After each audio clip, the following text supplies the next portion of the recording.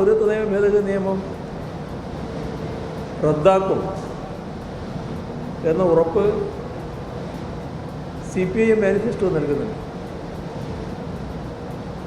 കോൺഗ്രസിൻ്റെ മാനിഫെസ്റ്റോ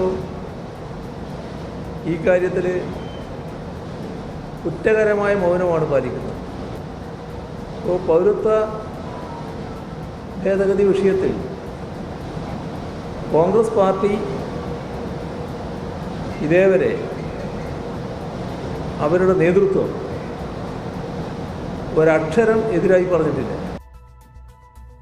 പൗരത്വ ഭേദഗതി നിയമത്തിലുള്ള കോൺഗ്രസിന്റെ ഒളിച്ചുകളി നാളുകൾക്ക് മുൻപേ തുടങ്ങിയതാണ്.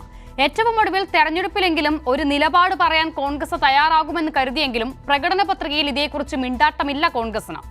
പൗരത്വത്തിന് മതം മാനദണ്ഡമാക്കുന്നതിന് കോൺഗ്രസിന് പ്രശ്നമേ ഇല്ല എന്നതാണോ ഇതിൽ നിന്നും മനസ്സിലാക്കേണ്ടത്?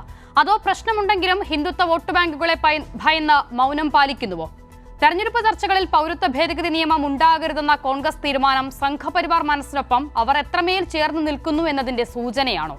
CAA മാത്രമല്ല, ആർട്ടിക്കിൾ 360, UAPA, PMLA അങ്ങനെ ഇക്കാലയളവിൽ രാജ്യം ഗൗരവമായി ചർച്ച ചെയ്തതൊന്നും പ്രകടന പത്രികയിലില്ല. എന്തുകൊണ്ടാണ് കോൺഗ്രസിന്റെ പ്രകടന പത്രിക പോലും സംഘപരിവാർ താൽപര്യങ്ങളോട് ഇത്രമേൽ താദാത്മ്യം പുലർത്തുന്നത്? ഈ വിഷയം ഇന്ന് ന്യൂസ് ആൻഡ് വ്യൂസ് ചർച്ച ചെയ്യുമ്പോൾ അതിഥികളായി എ സമ്പത്ത് CPIM-ൽ നിന്നും, പ്രൊഫസർ റോണി കെ ബേബി കോൺഗ്രസ് നേതാവ്, അഡ്വക്കേറ്റ് N. ലാൽകുമാർ രാഷ്ട്രീയ നിരീക്ഷകൻ എന്നിവരാണ്. പ്രൊഫസർ റോണി കെ ബേബി, ഏറ്റവും വലിയൊരു ബാറ്റിലിനെയാണ് ഈ 2024 പൊതുതെരഞ്ഞെടുപ്പിലൂടെ രാജ്യം നേരിടാൻ പോകുന്നത്. നരേന്ദ്രമോദി താഴെ ഇറക്കുക എന്ന് പറയുമ്പോൾ അത് ആ സർക്കാരിന്റെ നയങ്ങളോടുള്ള വിയോജിപ്പ് കൂടിയാണ്. അങ്ങനെ ഈ കാലയളവിൽ രാജ്യം ഏറ്റവും കൂടുതൽ പ്രാധാന്യത്തോടെ ചർച്ച ചെയ്തത് CAA ആണ്. അതെല്ലാവർക്കും അറിയാവുന്ന കാര്യവുമാണ്.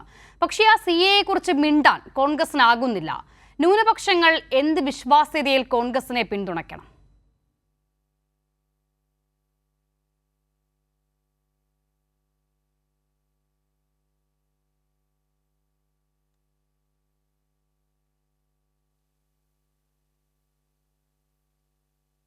പ്രൊഫസർ റോണി കെ ബേബി, അങ്ങേക്ക് കേൾക്കാനാകുന്നുണ്ടോ? അക്ഷിത, ചോദ്യം എന്നോടാണോ? അതെ, ചോദ്യം ആവർത്തിക്കേണ്ടതുണ്ടോ? ഹലോ, യെസ്, ഞാൻ ചോദ്യം കേട്ടു. പറഞ്ഞോളൂ. അപ്പം അക്ഷിത ഇവിടെ ചോദിക്കുകയുണ്ടായി. അപ്പൊ ഞാൻ മനസ്സിലാക്കുന്നത് അക്ഷിത കോൺഗ്രസിന്റെ ഇന്നലെ പ്രസിദ്ധീകരിച്ച പ്രകടന പത്രിക കാണാതെയാണ് ഈ ഒരു ഇൻട്രോയില് ഇങ്ങനെ സംസാരിച്ചത് എന്നാണ് ഞാൻ മനസ്സിലാക്കുന്നത്.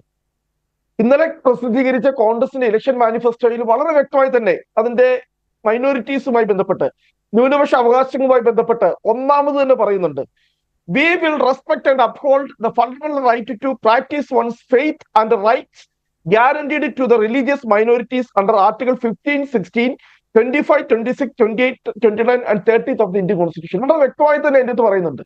അക്ഷിത, ഒരു കാര്യം നമ്മൾ മനസ്സിലാക്കണം. ഇവിടെ CAA മാത്രമല്ല ഇവിടുത്തെ പ്രശ്നം. ഇന്ന് ഇന്ത്യയുടെ ആഭ്യന്തരമന്ത്രി അമിത്ഷാ പറഞ്ഞു, പൗരത്വ ഭേദഗതി നിയമം അതിനേക്കാൾ വലിയ സാധനങ്ങൾ വരാൻ പോവുക. ഇന്ന് അദ്ദേഹം പറഞ്ഞതാ, BJP വീണ്ടും അധികാരത്തിൽ വന്നാൽ NBR, നാഷണൽ പോപ്പുലേഷൻ രജിസ്റ്റർ നടപ്പാക്കാൻ പോകുന്നു. അത്തരം വിഷയങ്ങൾ NBR ഒക്കെ ഇതിന്റെ തുടർച്ചയായി വരുമെന്നുള്ളത് നമുക്കറിയാം. ഇപ്പോൾ താങ്കൾ വായിച്ച ഒരു ഒറ്റ ക്ലോസ് കൊണ്ട് CAA-യിൽ കോൺഗ്രസ് മൗനം പാലിച്ചു എന്ന വാദത്തെ ഖണ്ഡിക്കാനാകുമെന്ന് ആത്മാർത്ഥമായി താങ്കൾ കരുതുന്നുണ്ടോ?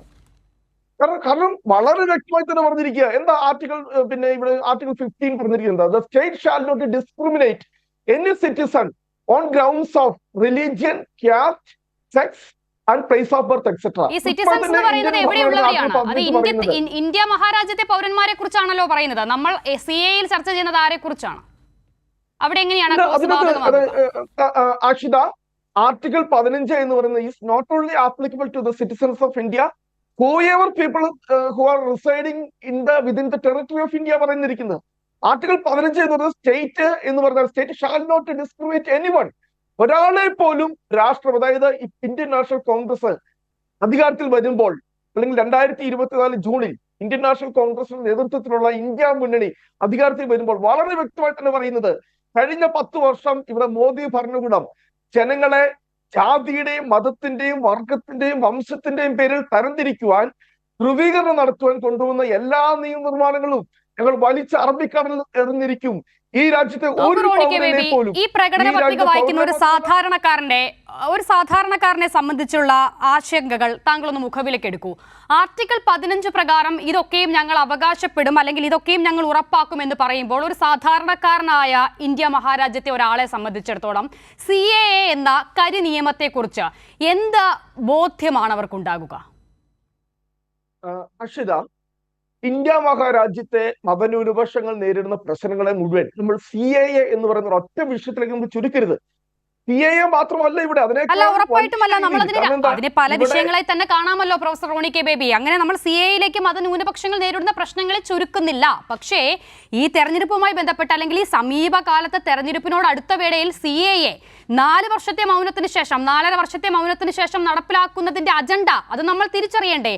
അപ്പോൾ അങ്ങനെയൊന്നും നടപ്പിലാക്കില്ല ഞങ്ങൾ എന്ന് ഉത്തരവാദിത്വത്തോടു കൂടി ശക്തമായ ഭാഷയിൽ പറയുകയല്ലേ വേണ്ടത്? അതിവിടെ ഉണ്ടാകുന്നില്ല. പകരം ഇതിനെ വളച്ചുകെട്ടി പറഞ്ഞിട്ട് ഇതാണ് ഞങ്ങൾ പറഞ്ഞത്, മറ്റേ നമ്മുടെ ഈ ഉപമയുടെ കാര്യത്തിൽ പറയുമല്ലോ, ഒന്നിനോടൊന്ന് താതാത്മ്യം പ്രാപിച്ചാൽ അത് ഉപമയാമത് എന്ന് പറയുന്നത് പോലെ പറഞ്ഞാൽ ആർക്ക് മനസ്സിലാകും അത്?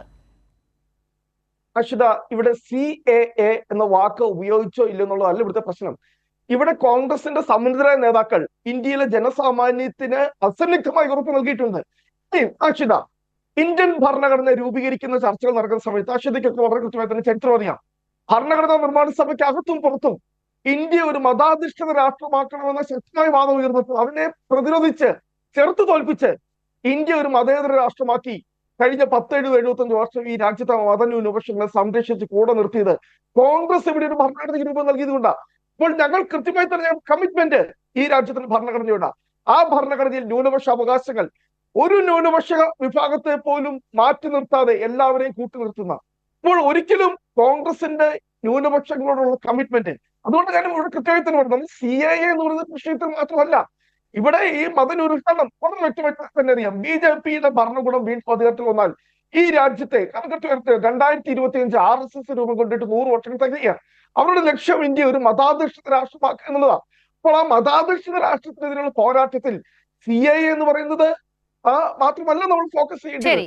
കോൺഗ്രസ് വളരെ കോൺഗ്രസ് അതിനെ അല്പം കൂടി വിശാലമായ കാഴ്ചപ്പാടിൽ കാണുന്നു എന്നുള്ളതാണ്. Doctor A. സമ്പത്ത്, ആർട്ടിക്കിൾ 15 പ്രകാരമുള്ള അവകാശം ഉറപ്പാക്കുമെന്ന് പറയുന്നതിൽ തന്നെ CAA അണ്ടർസ്റ്റുഡ് ആണ്, അത് പ്രത്യേകം പറയേണ്ട കാര്യമില്ല. പിന്നീട് ഈ രാജ്യത്ത് ന്യൂനപക്ഷങ്ങൾ നേരിടുന്ന പ്രശ്നങ്ങൾ CAA എന്ന ഒറ്റ പേരിലേക്ക് ചുരുക്കാൻ കോൺഗ്രസ് ആഗ്രഹിക്കുന്നുമില്ല എന്നുള്ളതാണ് കോൺഗ്രസ് പറയുന്നത്. അപ്പോൾ പിന്നെ CPM ഈ വിഷയത്തിൽ കോൺഗ്രസ് CAA-യിൽ മിണ്ടുന്നില്ല എന്ന് പറയുന്നതിൽ അർത്ഥമുണ്ടോ?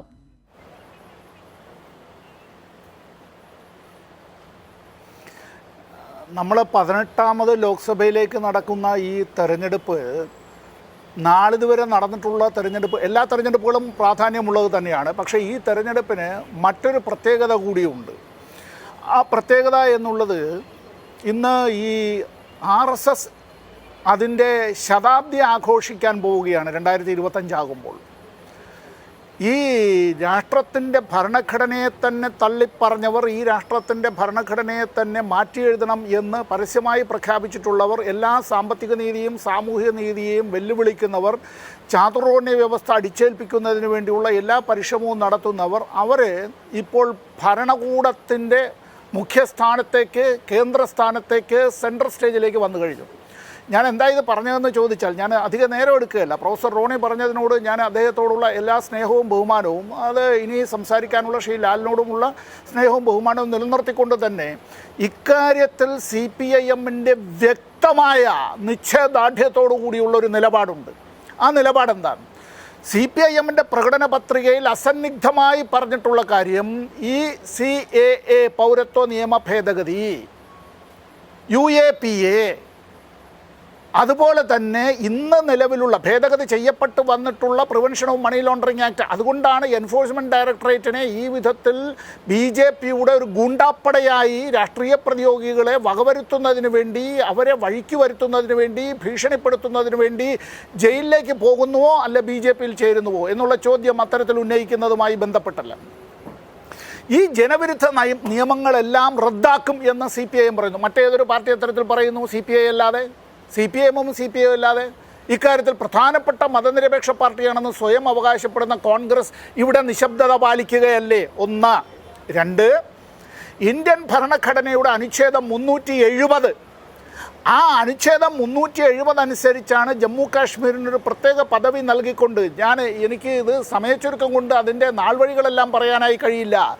ജമ്മു കാശ്മീർ സംസ്ഥാനത്തെ ജനങ്ങൾക്ക് അങ്ങനെ ഒരു പ്രത്യേക പദവി ആ സംസ്ഥാനത്തിന് നൽകിക്കൊണ്ട് തന്നെയാണ് നാം ഈ accession, the treaty of accession അങ്ങനെ ഒപ്പിടുന്നത്. അല്ലായിരുന്നുവെങ്കിൽ അത്തരത്തിലൊരു ഒപ്പിടൽ അവിടെ നിന്നുണ്ടാവില്ല. അത് രാജാ ഹരിസിംഗിനെ കൊണ്ട് ഒപ്പിട്ടു എന്ന് പറയുമ്പോഴും അന്ന് അവിടെ നിലവിലുണ്ടായിരുന്ന രാഷ്ട്രീയമായ സംഘർഷാവസ്ഥയും സങ്കീർണമായ സാഹചര്യങ്ങളും അവിടുത്തെ ജനങ്ങൾ ഇന്ത്യയോട് ചേരാൻ തന്നെയാണ് ആഗ്രഹിച്ചത്. അവർ പാകിസ്ഥാനിലേക്ക് പോകാനല്ല ആഗ്രഹിച്ചത്. അങ്ങനെ ചേരുമ്പോൾ അതിൽ ഇന്ത്യയിൽ മതവിശ്വാസം കൊണ്ട് മുസ്ലിങ്ങൾ ഭൂരിപക്ഷമുള്ള ഏക സംസ്ഥാനം ജമ്മു കാശ്മീരാണ്. ആർട്ടിക്കിൾ 370 റദ്ദാക്കുന്നതുമായി ബന്ധപ്പെട്ട് ആ മുസ്ലിങ്ങൾക്ക് മാത്രമല്ല, അവിടുത്തെ ഹിന്ദു വിഭാഗത്തിൽപ്പെട്ട, അവർ ബ്രാഹ്മണരാണ്, അവിടുത്തെ പണ്ഡിറ്റുകൾ എന്ന് വിശേഷിപ്പിക്കുന്നവർ, അവരടക്കം ആർട്ടിക്കിൾ 370 റദ്ദാക്കിയതിനെതിരാണ്. കാരണം എന്താണ്? ഇന്ത്യയുടെ മറ്റു ഭാഗങ്ങളിൽ നിന്ന് നിരവധി കോർപ്പറേറ്റുകൾക്കും വലിയ സമ്പന്നർക്കുമെല്ലാം അവിടെ ആ ഭൂമിയും അവരുടെ സമ്പത്തും കൈയടക്കാനായി പുതുതായി അവസരങ്ങൾ ലഭിക്കുകയാണ്. നമ്മൾ ആൻഡമാൻ നിക്കോബറിലടക്കം പുറത്തു നിന്നുള്ള ഇന്ത്യക്കാർക്ക് അവിടെ ഭൂമിയും വസ്തുവകകളും സമ്പാദിക്കുന്നതിനെല്ലാം നിയന്ത്രണങ്ങളുണ്ട്. അതുപോലുള്ള നിയന്ത്രണങ്ങൾ തന്നെയാണ് ജമ്മു കാശ്മീരിലുള്ളത്. ആർട്ടിക്കിൾ 370 റദ്ദാക്കിയതുമായി ബന്ധപ്പെട്ടത് അവിടെ പാർലമെൻറ്റിൽ ഈ ലിസ്റ്റ് ഓഫ് ബിസിനസ്സിൽ പോലും ഇല്ലാതെ ഇന്ത്യയുടെ ആഭ്യന്തര വകുപ്പ് മന്ത്രി ഇങ്ങനെ ഞാൻ കീശയിൽ നിന്ന് ഇങ്ങനെ വലിച്ചെടുക്കുന്നതായ ഒരു കടലാസ് കഷ്ണം വലിച്ചെടുത്ത് രാജ്യസഭയിൽ അദ്ദേഹം വായിക്കുന്നതോടുകൂടി 29 സംസ്ഥാനങ്ങൾ 28ആയി ചുരുങ്ങുകയും അത് വെട്ടിമുറിക്കപ്പെടുന്ന ഒരു ഭാഗത്തിന് തിരഞ്ഞെടുക്കാൻ, തങ്ങളുടെ MLA-മാരെ തിരഞ്ഞെടുക്കാനുള്ള അധികാരവും അവകാശവും ഇല്ലാതാവുകയും ചെയ്യുകയാണ്. അത് കേന്ദ്രഭരണ പ്രദേശമായി മാറുകയാണ്. അവിടെ സംസ്ഥാനമായി തങ്ങൾക്ക് MLA-മാരെ തിരഞ്ഞെടുക്കുന്നതിനുള്ള അവകാശത്തിന് വേണ്ടി അവിടെ ഇപ്പോൾ പ്രക്ഷോഭത്തിലാണ് ജനങ്ങൾ. ലഡാക്കിൽ ആണല്ലോ. ഇപ്പുറത്ത് MLA-മാരെ അവർ എപ്പോഴാണ് തെരഞ്ഞെടുപ്പ് നടത്തുക ഈ ജമ്മു കാശ്മീരിൽ? അപ്പോൾ ഇത്തരം കാര്യങ്ങളെ സംബന്ധിച്ച് ഈ BJP എടുത്തിട്ടുള്ള നിലപാട്, ആ നിലപാട് തെറ്റാണ്. അത് ഭരണഘടനാ വിരുദ്ധമാണ്, അത് മതനിരപേക്ഷ വിരുദ്ധമാണ്, അത് ജനദ്രോഹപരമാണ്. ഇതിനെ ചോദ്യം ചെയ്യുന്നവരെല്ലാം രാജ്യദ്രോഹികളെന്നും രാജ്യവിരുദ്ധരെന്നും മുദ്ര കുത്തുകയാണ്. അങ്ങനെ മുദ്ര കുത്തുന്നുവെങ്കിൽ ഞങ്ങൾ ചോദ്യം ചെയ്യുന്നു. CPIM ഞങ്ങളെ മുദ്ര കുത്തിക്കോളൂ, രാജ്യവിരുദ്ധരെന്ന്, ദേശവിരുദ്ധരെന്ന്, ദേശീയ ദുഷ്മനെന്ന് ഒക്കെ മുദ്ര കുത്തിക്കോളൂ. അല്ലാതെ കോൺഗ്രസ് ഇക്കാര്യത്തിലും മൃദു ഹിന്ദുത്വ സമീപനം കൈക്കൊള്ളുന്നു എന്നത് ഞങ്ങളുടെ മാത്രമായ ഒരു പരാതിയല്ല. കേരളത്തിലെ ഒരു പ്രധാനപ്പെട്ട മാധ്യമത്തിന്, അച്ചടി മാധ്യമത്തിന് ശ്രീ PK കുഞ്ഞാലിക്കുട്ടി നൽകിയ അദ്ദേഹത്തിൻ്റെ അഭിമുഖത്തിൽ 2 ആഴ്ച മുമ്പ് പറയുകയുണ്ടായി, കോൺഗ്രസ് പലപ്പോഴും മൃദു ഹിന്ദുത്വ നിലപാട്, ഹിന്ദുത്വയും ഹിന്ദു എന്നുള്ളതും രണ്ടും രണ്ടാണ്, ISIS-ഉം ഇസ്ലാമും തമ്മിൽ ബന്ധമില്ല എന്നുള്ളത് പോലെ തന്നെയാണ്. ഈ വിധത്തിൽ ഇങ്ങനെ വർഗീയ രാഷ്ട്രീയം വെടിമരുന്നായി ആളിക്കത്തിക്കാൻ ആഗ്രഹിക്കുന്ന RSSന്റെ രാഷ്ട്രീയ ചട്ടുകമായി BJP മാറുമ്പോൾ ചെറുക്കുക തന്നെ ചെയ്യണം. ആ ചെറുക്കാനുള്ള നെഞ്ചുറപ്പ്, അതിനുള്ള ധൈര്യം കോൺഗ്രസ് കാട്ടുന്നില്ല. പ്രകടന പത്രികയിൽ അതില്ല എന്നുള്ളത് കൂടിയാണ്. ലാൽകുമാർ, ഈ ആർട്ടിക്കിൾ 15 പ്രകാരമുള്ള കാര്യങ്ങൾ പ്രൊഫസർ റോണി കെ ബേബി വിശദീകരിച്ചു, അത് ശരിയുമാണ്. പക്ഷെ നോക്കൂ, CAA സംബന്ധിച്ചിടത്തോളം ഇവിടെ നിയമമായ ഒന്നാണ്, പാർലമെന്റ് പാസാക്കിയ നിയമമാണ്. അത് പ്രകാരമുള്ള മറ്റ് നടപടിക്രമങ്ങൾ ഇപ്പോൾ നടന്നുകൊണ്ടിരിക്കുന്നു, പോർട്ടലൊക്കെ തുറന്നിട്ടുമുണ്ട്. അപ്പോൾ അങ്ങനെയൊന്ന് മറ്റൊരു സർക്കാർ അധികാരത്തിൽ വരുമ്പോൾ ഞങ്ങൾ ആർട്ടിക്കിൾ 15 പ്രകാരമുള്ള അവകാശങ്ങൾ ഉറപ്പാക്കുമെന്ന് പറഞ്ഞാൽ മതിയോ, അതോ ഓൾറെഡി പാസ്സായ നിയമം ഞങ്ങൾ റദ്ദാക്കും എന്ന് തന്നെ പറയേണ്ടതില്ലേ? അത് തമ്മിൽ വ്യത്യാസമുണ്ടോ ലാൽകുമാർ?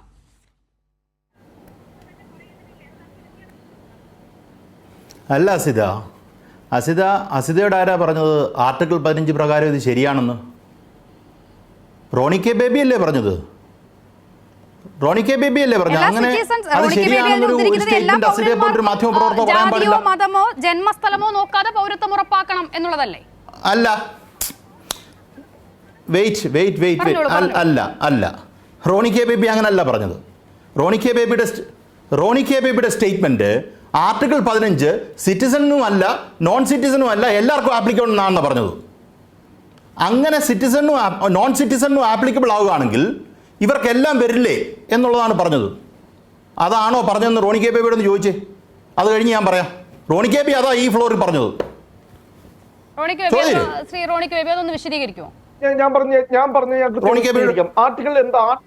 ആർട്ടിക്കിൾ 15 എന്താ പറയുന്നത്? ഇന്ത്യൻ ഭരണഘടന, ഞാൻ ഒരു പൊളിറ്റിക്കൽ സയൻസിൽ അധ്യാപകനാണ് എന്നൊരു പിന്നെ പറയുന്നത് ശരിയാണ് എന്ന പൂർണ്ണ ബോധ്യത്തിൽ തന്നെ ഞാൻ പറയുകയാണ്. ആർട്ടിക്കിൾ 15 കൃത്യമായി പറയുന്നത് രാഷ്ട്രം ഒരു പൗരനെയും അവന്റെ മതത്തിന്റെ അതിന്റെ അടുത്ത് കൃത്യമായി തന്നെ പിന്നീട് പറയുന്നുണ്ട് പൗരൻ എന്ന വാക്കിന്റെ അർത്ഥം ഇന്ത്യയിൽ അധിവസിക്കുന്ന എല്ലാവർക്കും അത് ബാധകമാണെന്ന് കൃത്യമായി തന്നെ പറയുന്നുണ്ട്. അതിന്റെ ആർട്ടിക്കിൾ 15, 14, ആർട്ടിക്കിൾ 14 മുതൽ അതാണല്ലോ റൈറ്റ് ടു ഈക്വാലിറ്റി. കൃത്യമായി പറയാം. ആർട്ടിക്കിൾ 14, 15 പറയട്ടെ. ഭരണഘടനയുടെ ഒരു മിനിറ്റ് അല്ലെങ്കിൽ നമ്മൾ ഇടപെട്ടു. സുഹൃത്തെ അങ്ങനെ എന്റെ കുറച്ച് ഭാഗങ്ങൾ മാത്രം കോട്ട് ചെയ്തുകൊണ്ട് അത് പറയുന്നത് എന്നെ ഒന്ന് എനിക്കൊരു 30 സെക്കൻഡ്. ആർട്ടിക്കിൾ 14 മുതൽ 18 വരെയാണ് ഭരണഘടനയുടെ ഒന്നാമത്തെ മൗലിക അവകാശമായ തുല്യതയ്ക്കുള്ള അവകാശം, റൈറ്റ് ടു ഇക്വാലിറ്റി. ഇതിൽ വളരെ കൃത്യമായി തന്നെ അതിന്റെ 14, 15 സബ് ക്ലോസുകളുണ്ട്, ABC സബ് ക്ലോസുകളുണ്ട്. ആ സബ് ക്ലോസുകൾ കൃത്യമായി തന്നെ പറയുന്നുണ്ട് ഈ നിയമങ്ങൾ എന്ന് പറയുന്നത് അത് പൗരന്മാർക്ക് മാത്രമല്ല ഇന്ത്യയിൽ അധിവസിക്കുന്ന എല്ലാവർക്കും തുല്യതയ്ക്കുള്ള അവകാശമുണ്ട് എന്ന് കൃത്യമായി തന്നെ അതിന്റെ സബ് ക്ലോസുകളിൽ പറയുന്നുണ്ട്. അതുകൊണ്ടാണ് ഞങ്ങൾ പറയുന്നത്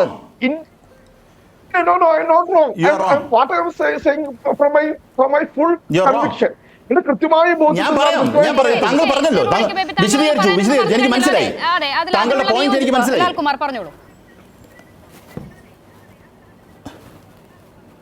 താങ്കൾ മനസ്സിലാക്കേണ്ടത് ആർട്ടിക്കിൾ 15 സിറ്റിസൻസിന് മാത്രമുള്ളതാണ്, നോൺ സിറ്റിസൻസിന് ഇല്ല. You understand that.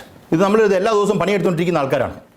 Article 14 is applicable for citizens and non citizens.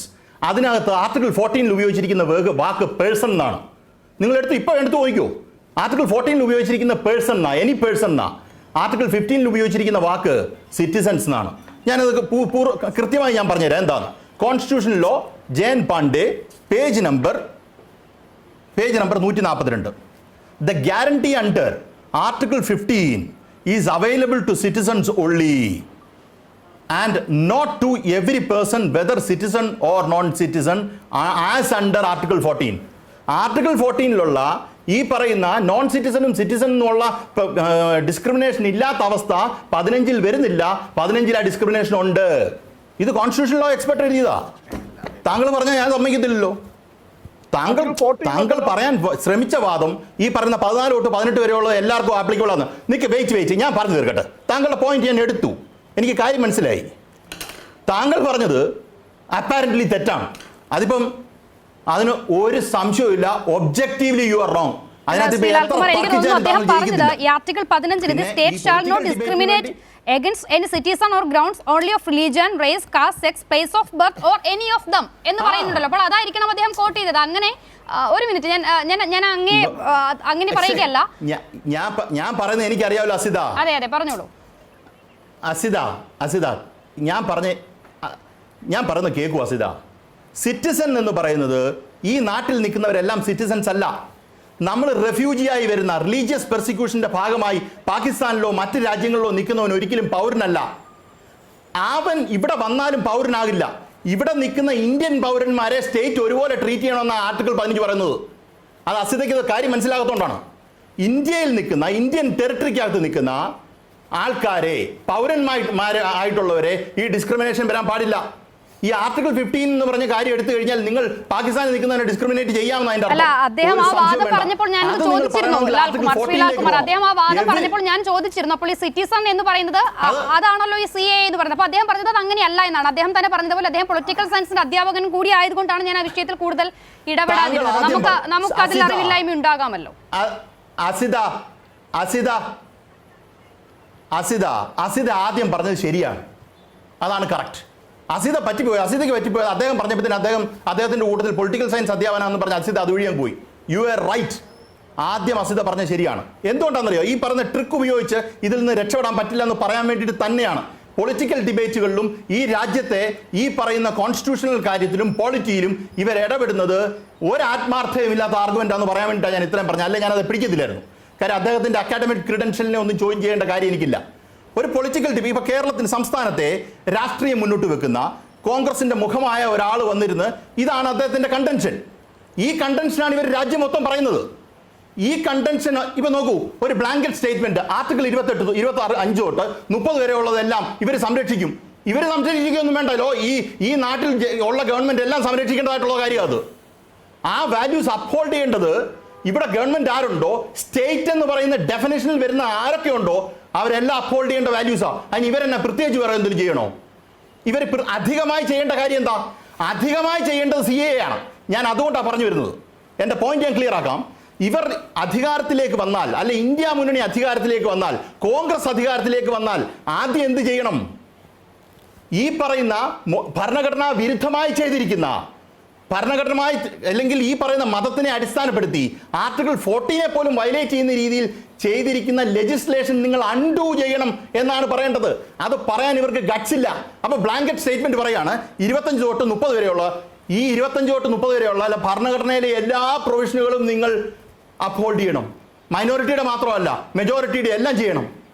അത് നിങ്ങളുടെ ഫണ്ടമെന്റൽ ബാധ്യതയാണ്. ഫണ്ടമെന്റൽ ഡ്യൂട്ടി എന്നുള്ള രീതിയിൽ ഞാൻ പറഞ്ഞില്ല, ആ ബാധ്യതയാണ്. ഒരു ഗവൺമെന്റിന്റെ, ഒരു സ്റ്റേറ്റിന്റെ ഡെഫിനേഷനിൽ വരുന്ന കോടതിയുടെ എല്ലാവരുടെയും ബാധ്യതയാണ്. അപ്പം ഞാൻ പറഞ്ഞു വരുന്നത് എന്താണെന്ന് വെച്ചാൽ, ഇവിടെ കോൺഗ്രസ് ചെയ്യുന്നത്, ഞങ്ങൾ 25 തൊട്ട് 30 വരെയുള്ളത് പറഞ്ഞിട്ടുണ്ട്, അല്ലെങ്കിൽ 16 തൊട്ട് മറ്റടുത്ത് വരെയുള്ളത് പറഞ്ഞിട്ടുണ്ട്, അതുകൊണ്ട് ഇതെല്ലാം ഇതിനകത്ത് ഇൻക്ലൂഡഡാ. Tell me one single provision which is not included in this. ഈ 14 തൊട്ട് നിങ്ങൾ 32 വരെയുള്ള കാര്യങ്ങൾ പറഞ്ഞു കഴിഞ്ഞാൽ ഈ പിന്നെ ഈ ഇന്ത്യ മഹാരാജ്യത്ത് ഉണ്ടാക്കുന്ന ഒരുമാതിരിപ്പെട്ട കാര്യങ്ങളെല്ലാം അതിനകത്ത് വരും. സത്യവത. അങ്ങനെ പറയാനല്ല കോൺഗ്രസിനോട് ഇവിടുത്തെ ഇടതുപക്ഷ പ്രസ്ഥാനങ്ങളും മതനിരപേക്ഷ രാഷ്ട്രീയം ഉയർത്തുന്നവരും നിങ്ങളോട് ആവശ്യപ്പെടുന്നത് സിറ്റിസൺഷിപ്പ് അമെൻമെന്റ് ആക്ട് എന്ന് പറഞ്ഞ ഒരു ആക്ട് ഈ രാജ്യത്തെ ആൾക്കാർ ഈ പറയുന്ന സ്വതന്ത്ര ഭാരതം തുറന്നിട്ട വാതിലുണ്ട്, എല്ലാവർക്കും വന്ന് അടിച്ചകത്താക്കിയ ഒരു സംസ്കാരത്തെക്കുറിച്ച് നമ്മൾ പറയാറുണ്ട്. ഈ അടിച്ച് എല്ലാവരും വന്നവരെ സ്വീകരിച്ച ഒരു സംസ്കാരം, അത് മതം ഒന്നും നോക്കാതെ സ്വീകരിച്ച ഒരു സംസ്കാരം, ആ സംസ്കാരത്തിനെതിരായി നിന്ന, ഭാരതീയ സംസ്കാരത്തിനെതിരായി നിന്ന ഈ പറയുന്ന BJPയുടെ RSSന്റെയും നിയമം, ഈ പറഞ്ഞ നിയമത്തെ പൊളിച്ചെഴുതുമോ എന്നുള്ളതാണ് ചോദ്യം. അത് മിണ്ടാതെ ഞങ്ങൾ അവിടെ ഉള്ളതെല്ലാം സംരക്ഷിക്കും, അവിടെ ഉള്ളത് സംരക്ഷിക്കുമെന്ന് കോൺസ്റ്റിറ്റ്യൂഷനകത്ത് എഴുതി വെച്ചിട്ടുണ്ട്. ഇവരുടെ മാനിഫെസ്റ്റോയ്ക്കകത്ത് എഴുതേണ്ട കാര്യമില്ല. ഞാൻ സൈസിത ഒന്നുകൂടെ പറയുന്നു, ഈ പറയുന്ന 26 തൊട്ട് 30 വരെ പ്രൊട്ടക്ട് ചെയ്യുന്നു എന്ന് പറഞ്ഞ് ഈ ബ്ലാങ്കറ്റ് സ്റ്റേറ്റ്മെന്റ് നടത്തുന്നത് ഇതിൽ നിന്ന് ഊരിപ്പോകാൻ, ഇതിൽ നിന്ന് രക്ഷപ്പെടാൻ, എന്നെ കേൾക്കുന്നവർ മനസ്സിലാക്കേണ്ട കാര്യമാണ്, ഇതിനകത്തുനിന്ന് രക്ഷപ്പെടാൻ വേണ്ടി ചെയ്യുന്ന കാര്യമാണ്. ഈ രക്ഷപ്പെടാനുള്ള കാര്യം കോൺഗ്രസ് ഈ ചെയ്യുന്നത് നിങ്ങൾ അനുവദിക്കാൻ പാടില്ല. ഇപ്പൊ അസിത ആദ്യം പറഞ്ഞത് ശരിയാണെങ്കിലും പെട്ടെന്ന് സ്വിച്ച് ചെയ്യേണ്ടി വരുന്നത് എന്താ? ഇങ്ങനെയുള്ള കാര്യം വരുമ്പോൾ ചിലപ്പോൾ മാധ്യമപ്രവർത്തകർ അറിയണമെന്നില്ല. എൻ്റെ കോൺസ്റ്റിറ്റ്യൂഷനിലോ കയ്യിൽ ഇരിപ്പുള്ളതുകൊണ്ടാണ് എനിക്ക് പെട്ടെന്ന് പിടിക്കാൻ പറ്റിയത്. കാര്യം എനിക്ക് പെട്ടെന്ന് ഞാൻ അദ്ദേഹം പറഞ്ഞപ്പോൾ ഡൗട്ട് അടിച്ചു. As A lawyer you should read the provision every day, എന്നാലേ അത് കിട്ടത്തുള്ളൂ. അപ്പോൾ നമ്മൾ ഞാൻ പെട്ടെന്ന് എടുത്ത് നോക്കിയപ്പോൾ അത് കറക്റ്റാണല്ലോ. അപ്പോൾ ഇതാണ് ഇവിടെ നടത്തിക്കൊണ്ട് ഈ രാഷ്ട്രീയത്തിൽ ഈ നടക്കുന്ന ആത്മാർത്ഥതയില്ലായ്മ നടക്കുന്ന ഒരു കാര്യമാണ്. എനിക്ക് എൻ്റെ ലോയുടെ പരിജ്ഞാനം ഇച്ചിരി കുറവുണ്ടാവും. ലോയിൽ ഡോക്ടറേറ്റ് ഉള്ള ആളാണ് സമ്പത്ത് സഹാവ്. അദ്ദേഹത്തോടൊന്ന് ചോദിച്ചു നോക്കും, ഞാൻ പറഞ്ഞത് തെറ്റാണോ? അങ്ങനെയൊക്കെ വരാം. ഒരു മിനിറ്റ് ഞാൻ റോണിക്ക് ബേബിക്ക് ഒന്ന് കൊടുക്കുകയാണ്. ശ്രീ പ്രൊഫസർ റോണിക്ക് ബേബി, ഇവിടെ ഇപ്പോൾ നമ്മൾ ഈ ഭരണഘടന ഇത്രയും വിശദമായി വ്യാഖ്യാനിച്ചില്ലെങ്കിൽ പോലും ഉണ്ടാകാവുന്നൊരു ന്യായമായ സംശയം, ഇതിനോടകം തന്നെ നിയമമായിരിക്കുന്ന ഒന്ന് റദ്ദാക്കാതെ എങ്ങനെ നിങ്ങൾക്ക് മുന്നോട്ട് പോകാനാകുമെന്നുള്ളതാണ്. ഞാൻ ഈ ഡോക്ടർ ലാലിന്റെ വാദങ്ങളൊക്കെ കേട്ടപ്പോൾ ഞാൻ അത്ഭുതപ്പെട്ടു പോവുക. എനിക്കൊന്ന് കമ്മ്യൂണിസ്റ്റ് പാർട്ടിയാണോ ഇന്ത്യൻ ഭരണഘടന എഴുതി തയ്യാറാക്കിയത് എന്ന് പോലും ഞാൻ അങ്ങ് അത്ഭുതപ്പെട്ടു പോവുക. എന്തായിരുന്നു ഇന്ത്യൻ ഭരണഘടന രൂപീകരിക്കപ്പെട്ടപ്പോൾ കമ്മ്യൂണിസ്റ്റ് പാർട്ടിയുടെ നിലപാട് എന്തായിരുന്നു എന്നൊക്കെ അത് അവിടെ ഒരു വശത്ത് നിൽക്കട്ടെ. ഞാൻ അതിലേക്കൊന്നും ആ ഒരു ചരിത്രത്തിലേക്കൊന്നും പോകുന്നില്ല.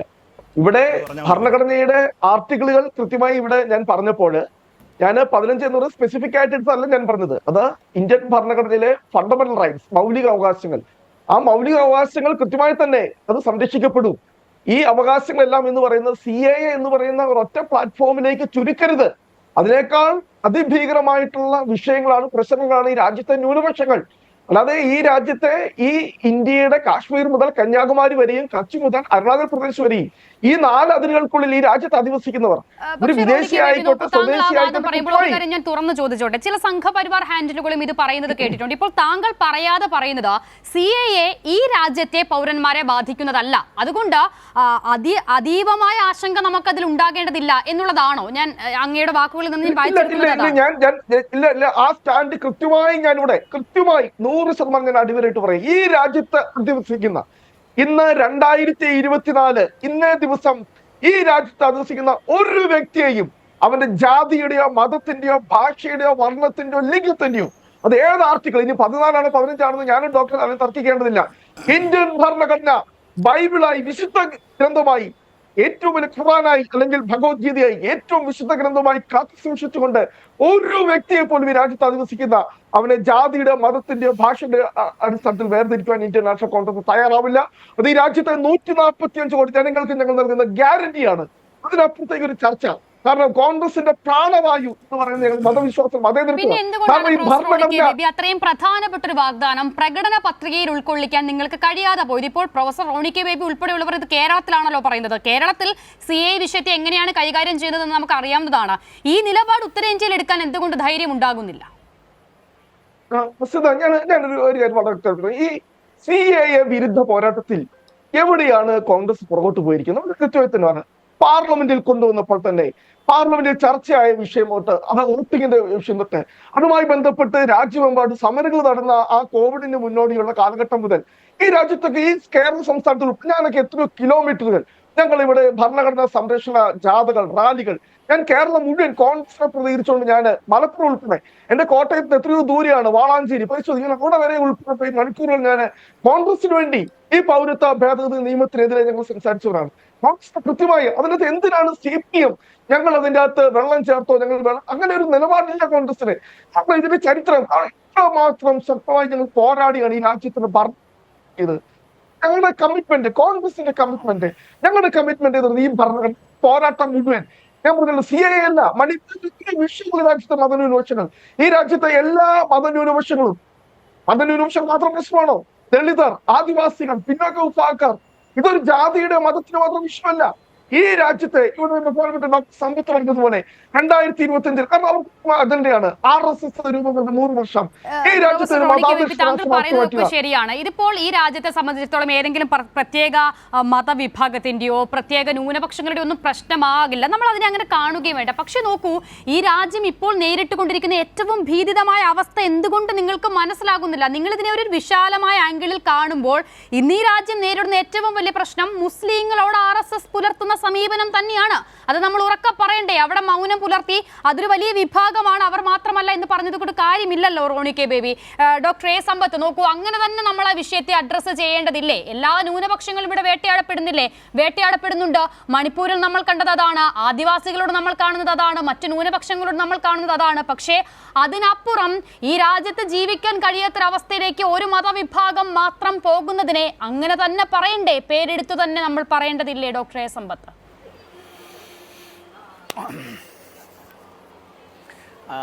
അസിത, ഞാൻ ബഹുമാന്യനായ പ്രൊഫസർ റോണി പറഞ്ഞ കാര്യങ്ങളോട് ഞാൻ വിയോജിക്കുകയല്ല. അദ്ദേഹം പറഞ്ഞ കാര്യങ്ങൾ വാസ്തവത്തിൽ ആത്മാർത്ഥതയില്ലാത്ത കോൺഗ്രസിൻ്റെ ആത്മാർത്ഥതയില്ലായ്മയാണ് അദ്ദേഹത്തിൻ്റെ വാക്കുകളിൽ കൂടി നമ്മുടെ മുന്നിലേക്ക് വന്നത് എന്ന് പറയാൻ ഞാൻ ആഗ്രഹിക്കുകയാണ്. അദ്ദേഹത്തോടുള്ള എല്ലാ ബഹുമാനവും നിലനിർത്തിക്കൊണ്ട് എന്താ കാര്യമെന്ന് ഞാൻ പറയാം. അദ്ദേഹം ഇവിടെ ഭംഗ്യന്തരേണ പറഞ്ഞപ്പോൾ കമ്മ്യൂണിസ്റ്റുകാരുടെ നിലപാടിനെ കുറിച്ച് പറഞ്ഞു. 1921 ഇന്ത്യയിൽ, അന്നത്തെ ബ്രിട്ടീഷ് ഇന്ത്യയിൽ ആദ്യമായി പൂർണ്ണ സ്വരാജ് എന്ന പ്രമേയം ഇന്ത്യൻ നാഷണൽ കോൺഗ്രസിൻ്റെ പൂർണ്ണ സമ്മേളനത്തിൽ അവതരിപ്പിച്ചത്, പ്രതിനിധികളെ കൊണ്ട് ഒപ്പിടിപ്പിക്കാനായി ഓടി നടന്നത് 2 കമ്മ്യൂണിസ്റ്റ് നേതാക്കളാണ്. ഒരു സ്വാമിയും, ഞാൻ സീതാറാം യെച്ചൂരിയുടെ ഭാഷ കടമെടുക്കുകയാണ്, 1 സ്വാമി ആൻഡ് 1 മൗലവി, ഹസ്രത്ത് മൊഹാനി എന്ന മൗലവിയും സ്വാമി കുമാരാനന്ദും. അതിനുശേഷമാണ് 1929 അന്ന് അത് കോൺഗ്രസിൻ്റെ നേതാക്കൾ തള്ളിക്കളഞ്ഞത്. പിന്നീട് 10 വർഷം കഴിഞ്ഞപ്പോഴാണ് അംഗീകരിക്കുന്നത്. അത് ജനുവരി 26 1930 നിലവിൽ വന്നതുമായി ബന്ധപ്പെട്ടാണ്. നമ്മൾ ഇന്നത്തെ ഭരണഘടന അത് ജനുവരി 26, അപ്പോൾ ആ പൂർണ്ണ സ്വരാജ് പ്രമേയം അംഗീകരിച്ച ദിവസം എന്നുള്ളതിനെ ഓർമ്മിപ്പിച്ചുകൊണ്ടാണ്. ഈ ഭരണഘടനയിൽ പ്രൊഫസർ റോണി പറഞ്ഞ അതിൽ ആർട്ടിക്കിൾ 14 പറ്റി പറയുമ്പോൾ ഇവിടെ ഡോക്ടർ ലാൽകുമാർ ഇവിടെ സൂചിപ്പിക്കുകയുണ്ടായി. എങ്കിലും ഈ ആർട്ടിക്കിൾ 14 എന്നത് ഇങ്ങനെയാണ് പറയുന്നത്, ഭരണഘടനയിൽ ഇങ്ങനെയാണ് എഴുതിയിട്ടുള്ളത്: the state shall not deny to any person equality before the law or the equal protection of the laws within the territory of India. Right. ഇനി ആർട്ടിക്കിൾ 15 പറയുകയാണ്. ആർട്ടിക്കിൾ 15(1) ഇങ്ങനെയാണ് പറയുന്നത്. ഡോക്ടർ ലാൽകുമാർ അതാണ് ആ വ്യത്യാസം ഇവിടെ സൂചിപ്പിച്ചത്. The state shall not discriminate against any citizen on grounds only of religion, race, caste, sex, place of birth or any of them. ഇനി ഇവിടെ 2021 സെൻസസ് 2024 ഇന്ത്യ ഗവൺമെൻറ് നടപ്പാക്കിയിട്ടില്ല. അതിനുവേണ്ടിയുള്ള ഒരു പണിയും ചെയ്തിട്ടില്ല. ഈ ഇന്ത്യ മഹാരാജ്യത്തിലെ ഏറ്റവും ഒടുവിലത്തെ കാനേഷുമാരി കണക്കെടുപ്പ് നടന്നത് 10 കൊല്ലത്തിലൊരിക്കൽ നടക്കേണ്ടുന്ന ആ സെൻസസ് എടുത്തത് 2011. സെൻസസിൻ്റെ അടിസ്ഥാനത്തിൽ ഒരു നാഷണൽ പോപ്പുലേഷൻ രജിസ്റ്റർ അഥവാ NPR, ആ NPRുമായി ബന്ധപ്പെട്ട് നാഷണൽ സിറ്റിസൺസ് രജിസ്റ്റർ അഥവാ NCR, ഇതുമായി ബന്ധപ്പെടുത്തി ഈ സിറ്റിസൺസ് അമെൻമെൻറ്റ് ആക്ടിൻ്റേതായിട്ടുള്ള കാര്യങ്ങൾ അവിടെ കുത്തിക്കയറ്റുകയാണ്. അപ്പോൾ ഇവിടെ നേരത്തെ ഡോക്ടർ ലാൽകുമാർ ചൂണ്ടിക്കാണിച്ച ഒരു വിഷയം വരുന്നുണ്ട്. എല്ലാ പേഴ്സണും ഇവിടെ ഒരു കാരണവശാലും എല്ലാ പേഴ്സണും എന്താവില്ല, സിറ്റിസൺ ആവില്ല, പൗരനാവുന്നില്ല.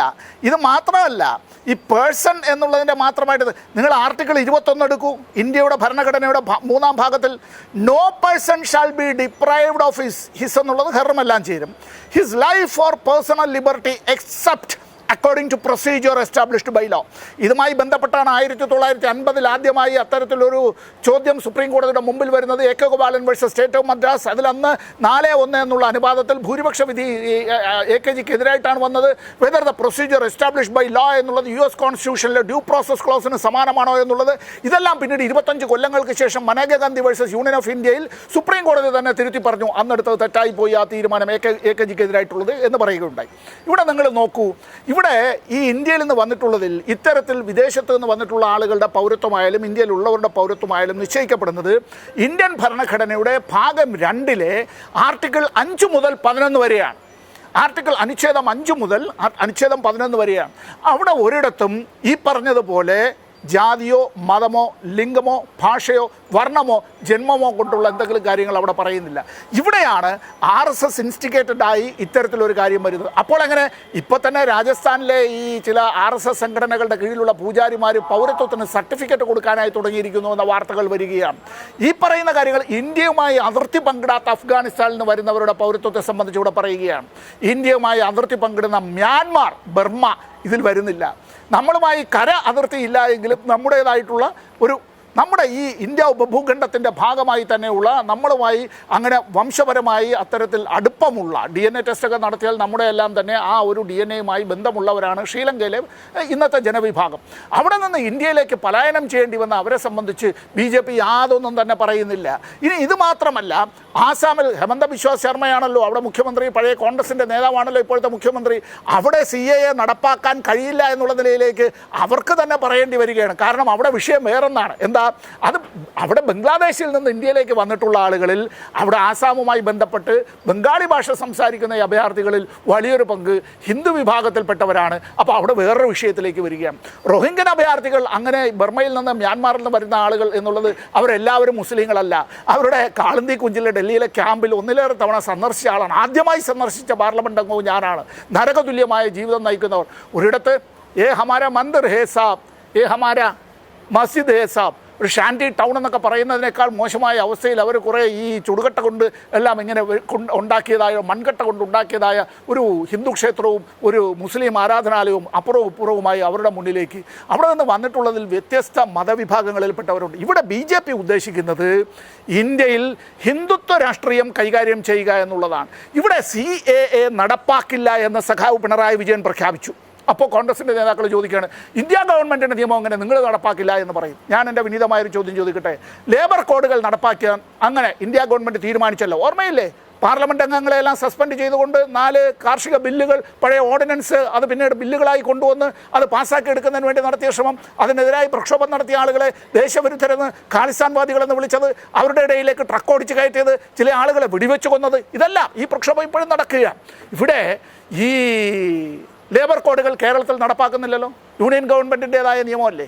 ഇവിടെ കേരളം ഒരുമിച്ച് ഐക്യനിര പടുത്തുയർത്തി പ്രതിപക്ഷ നേതാവ് ഉൾപ്പെടെ വിവിധ വിഭാഗങ്ങളിൽപ്പെട്ടവർ, ഇടതുപക്ഷ പ്രസ്ഥാനങ്ങളുമായി ഒരു ബന്ധവുമില്ലാത്തവരും രക്തസാക്ഷി മണ്ഡപത്തിൽ വന്ന് പങ്കെടുത്ത് അങ്ങനെ ആ ഐക്യത്തിൽ പങ്കാളികളായി. ഇത് നമ്മൾ കേരള നിയമസഭ ഐകകണ്ഠേന പ്രമേയം പാസാക്കി. ഈ 26 ഹർജികളെന്ന് സുപ്രീം കോടതിയുടെ മുമ്പാകെ ഉണ്ട്. അതിൽ ആദ്യമായി ഹർജി കൊടുത്തത് കേരള സംസ്ഥാനം. സഖാവ് പിണറായി കേരളത്തിൻ്റെ മുഖ്യമന്ത്രി എന്നുള്ള നിലയിൽ ഇന്ത്യയിലെ BJP ഇതര സംസ്ഥാന മുഖ്യമന്ത്രിമാർക്കെല്ലാം കത്തെഴുതി. ഇതെല്ലാം നടത്തിക്കഴിഞ്ഞപ്പോൾ KPCCയുടെ പ്രസിഡന്റ് എന്താ പറഞ്ഞത്? ഈ കോൺഗ്രസ് ഇത്തരത്തിൽ വേദി പങ്കിടേണ്ടതില്ല, എല്ലാ അണികളെയും തിരിച്ചു വിളിച്ചു കൊണ്ടുപോയി. ഇവിടെയാണ് വാസ്തവത്തിൽ ജനങ്ങൾക്ക് മുമ്പാകെ ഈ കോൺഗ്രസിൻ്റെ മൃദു ഹിന്ദുത്വം തുറന്നു കാട്ടപ്പെടുന്നത്. തീരുന്നതിന് മുമ്പ് ഒരു കാര്യം, 2018 ആണ്ടിൽ കോൺഗ്രസ് നേതൃത്വം തന്നെയാണ് കോൺഗ്രസ് നേതാവായിരുന്ന സുപ്രീം കോടതിയിലെ മുതിർന്ന അഭിഭാഷകനായ ആ കപിൽ സിബലിനോട് സുന്നി വഖഫ് ബോർഡിൻ്റെ വക്കാലത്ത് ഉപേക്ഷിക്കണം എന്നാവശ്യപ്പെട്ടത്. മറന്നു പോകരുത്. കോൺഗ്രസ് നേതാവായിരിക്കുമ്പോൾ തന്നെയാണ് കമൽനാഥ് മധ്യപ്രദേശിൽ ഹനുമാൻ ചാലിസ ഇവിടെ ഈ പ്രാണപ്രതിഷ്ഠയുമായി ബന്ധപ്പെട്ട് അത് നടത്താനായി ആഹ്വാനം ചെയ്തതും എന്ന് മാത്രമല്ല പ്രത്യേക പൂജകളെല്ലാം നടത്താൻ തീരുമാനിച്ചതും. തീരുന്നില്ല. കർണാടക സംസ്ഥാന ഗവൺമെൻറ് അത്തരത്തിൽ പ്രത്യേക പൂജകൾ അത്തരം കാര്യങ്ങളിലേക്ക് ഇപ്പോൾ BJP അധികാരത്തിൽ വന്നിട്ടുള്ള തെലങ്കാനയിൽ മുഖ്യമന്ത്രി തന്നെ പറയുകയുണ്ടായി, എല്ലാ നിയമസഭാ മണ്ഡലങ്ങളിലും 10 കോടി രൂപ ചെലവഴിച്ചുകൊണ്ട് അത്തരത്തിൽ ഇതിൻ്റെ സ്മാരകമായി തന്നെ പുതിയ ക്ഷേത്രങ്ങൾ. എവിടേക്കാണ് പോകുന്നത്? മതനിരപേക്ഷ രാഷ്ട്രത്തിനെ തച്ചു തകർക്കാനായി RSS നിയന്ത്രിത BJP അരയും തലയും മുറുക്കി രംഗത്തിറങ്ങുമ്പോൾ അവരുടെ മുന്നിലേക്ക് മുട്ടിലിഴയാനാണ് എങ്കിൽ CPM അതിന് തയ്യാറല്ല, ഒരു കാരണവശാലും തയ്യാറല്ല. മതനിരപേക്ഷ രാഷ്ട്രത്തെ സംരക്ഷിക്കാൻ വേണ്ടിയുള്ള പോരാട്ടത്തിൽ ഞങ്ങൾ ഉണ്ടാവും. അവസാനത്തുള്ളി ചോര വരെ ചുരിയാനും ഞങ്ങൾ തയ്യാറാണ്.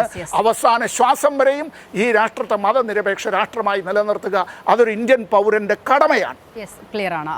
ലാൽകുമാർ, രാഹുൽ ഗാന്ധി വന്ന വയനാട്ടിലെ പരിപാടിയിൽ ലീഗിന്റെ കൊടി എങ്ങനെ ഒഴിവാക്കപ്പെട്ടോ അതുപോലെ തന്നെയല്ലേ വാസ്തവത്തിൽ ഈ പ്രകടന പത്രികയിൽ നിന്നും CAA ഒഴിവാകുന്നത്?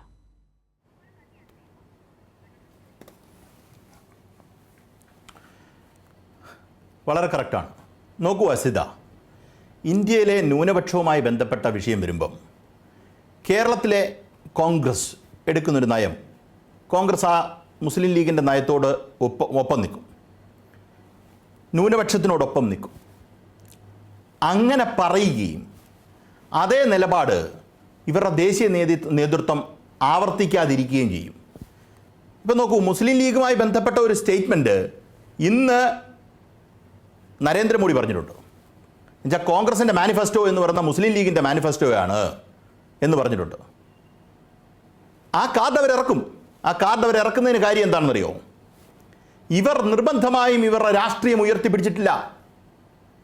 ഒരാൾക്ക് എന്നോട് പറയുകയാണ്, അല്ലെങ്കിൽ എൻ്റെ പാർട്ടിയോട് പറയുകയാണ്, ഇന്നോലെ നിങ്ങൾ മുസ്ലിം മതന്യൂനപക്ഷത്തിന് വേണ്ടി മാത്രമാണ് നിൽക്കുന്നത്. ഒരൊറ്റ മനുഷ്യനത് വിശ്വസിക്കുമോ? മുസ്ലിം മതന്യൂനപക്ഷത്തിൻ്റെ കൂട്ടത്തിലൂടെയാണ് നമ്മൾ നിൽക്കുന്നത്. അവരെ പ്രൊട്ടക്റ്റ് ചെയ്യേണ്ട ആവശ്യം കൂടെ നമുക്കുണ്ട്. അത് നമ്മൾ അപ്ഹോൾഡ് ചെയ്യും. ആ വാല്യൂസ് നമ്മളെല്ലാവരുടെയും കൂടാണ്, ജനങ്ങളുടെ കൂടാണ്. അങ്ങനെ പറയാൻ കോൺഗ്രസിന് പറ്റില്ല. അതുകൊണ്ടാണ് ഈ പറയുന്ന കഴിഞ്ഞ താങ്കൾ സൂചിപ്പിച്ചൊരു കാര്യമുണ്ടല്ലോ, കൊടിയുമായി ബന്ധപ്പെട്ടൊരു കാര്യം സൂചിപ്പിച്ചല്ലോ. ഈ കൊടിയുടെ വിവാദം എപ്പോഴാണ് ആദ്യം വരുന്നത്?